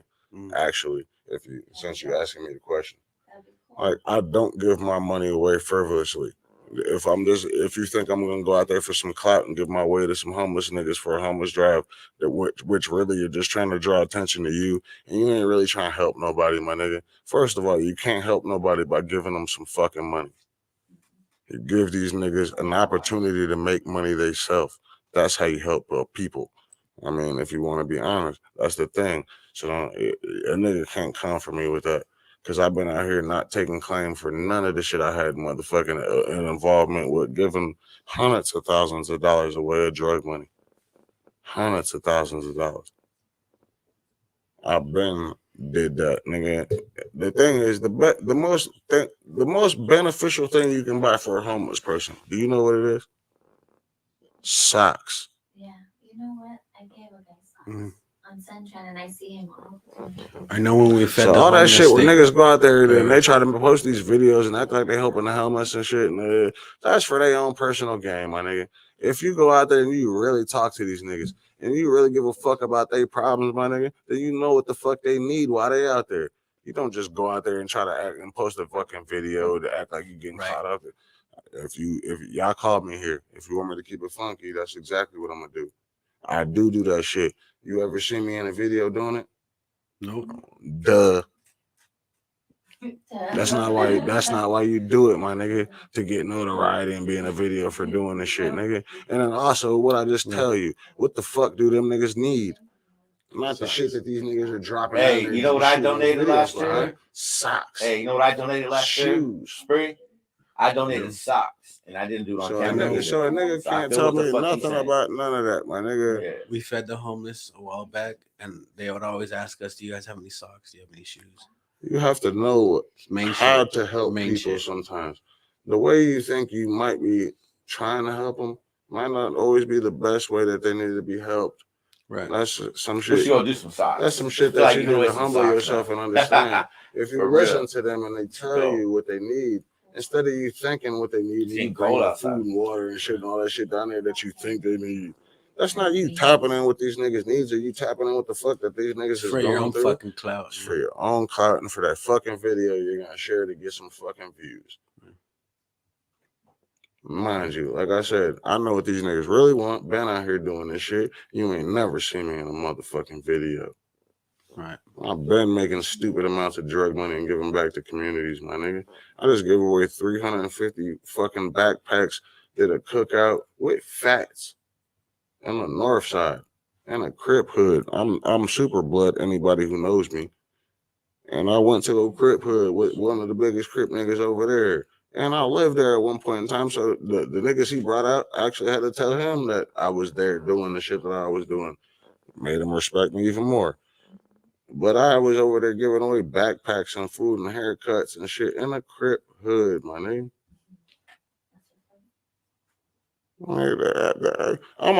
I challenge a nigga to be a real nigga challenge. I challenge a nigga to really be out here, my nigga, and your whole life you devote to being a real nigga instead of just you doing it for a song or a video or whatever the fuck cause you trying to do it for real.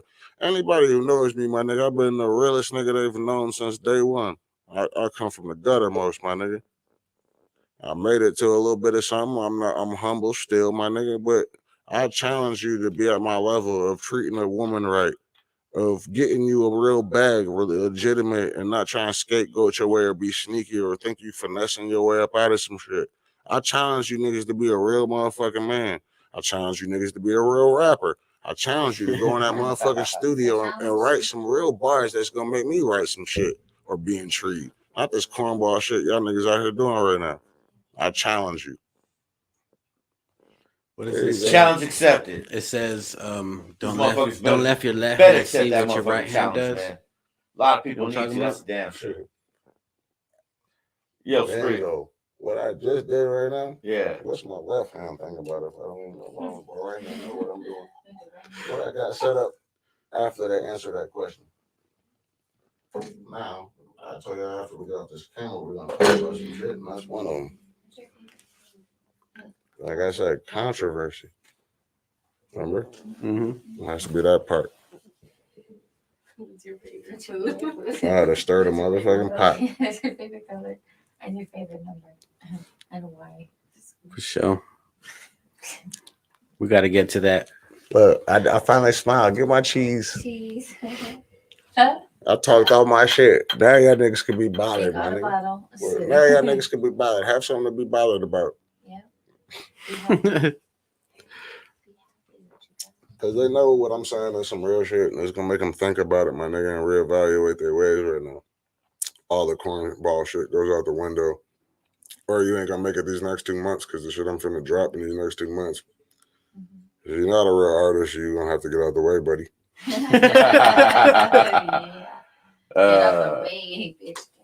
I mean, I'll support you too. I'll make your songs too, but you'll know the bow down and get out the way when you hear it. Oh, shit. Now, I want to get to turning these cameras off and getting back to the shit I want to build with you. I think we got to find a question, right? Now. What's the final question? Final question is, or you asked that one already? Before you said, because I want one. I think you asked it already. Right? Think about it. I want one from both of y'all. I want a final question for you and him for a different reason. He knew I was this person. He was trying to tell you that. It took me to come over here and do this shit to do that. So I also want to respect him by having answering your question. I respect what you did. And I'm sorry for even neglecting you for most of this interview because I knew what you was doing. It's good, yeah. It's good. What type of legacy would you want to leave for your kids? I think I just showed you in fucking person. I want to be taken seriously, my nigga. Yeah. More than just making some quality product. Solidification behind the product of what I'm making. Like I want to own the product I sell.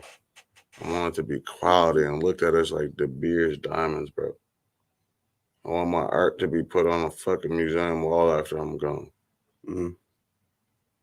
And if you did your fucking due diligence and listen to my shit, you would kind of feel the same. And then you would question me about the holes. You would question me about the 2 songs that I fucked up on instead of the 1,000 that I made. That's real. That's fucking real. This whole interview would have went a different way. I think y'all should take the artist y'all bring over here. Like if you're gonna invite an artist that y'all gonna put on the interview, I think y'all should take the time, both of y'all, and actually research them niggas so you have good questions for them when they come in. That's what I was afraid of when I came here. That's why I asked you. That is something. That's something I always do. That we always do. But I wanted this interview to be more of us chilling. I asked you that you didn't take me seriously. That's how I judged everything about the situation before the interview. I knew I had to impress you just at that moment. I handled this fucking interview perfectly, just for the record. Yes, I would agree. Just for the record. But I knew exactly who I had to win over, my nigga. I knew the apprehension. I heard it in your voice when he was in the shower. I heard. And I was humble about it. Not even acknowledging that I heard it, right? But everything about this interview. That's why I'm fucking special, my nigga. There you go. Not for the camera. This was all for you. I'm going to win them on the camera because I won you. I think you came as like a friend, and you're leaving as family, though. Humble. I know who the fuck I was and who he was trying to tell you was before I got here. I could have came in here swinging my dick around and doing all that shit. I didn't do none of that. I gave you your fires before he even got out the shower. I bowed down to you before you bowed down to me. That's what real niggas do, my nigga. Mm-hmm. That's real. You make a situation work that's gonna be successful. Not about this fucking interview, my nigga. I came over here to win you over. I'm not gonna do this interview. That's funny. He did that.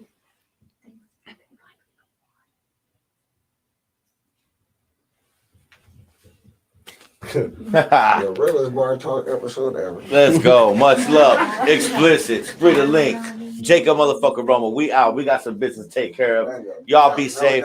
We don't condone drinking and driving. Y'all make sure you use an Uber. Get a designated driver. Don't be stupid. No drinking and driving. All right?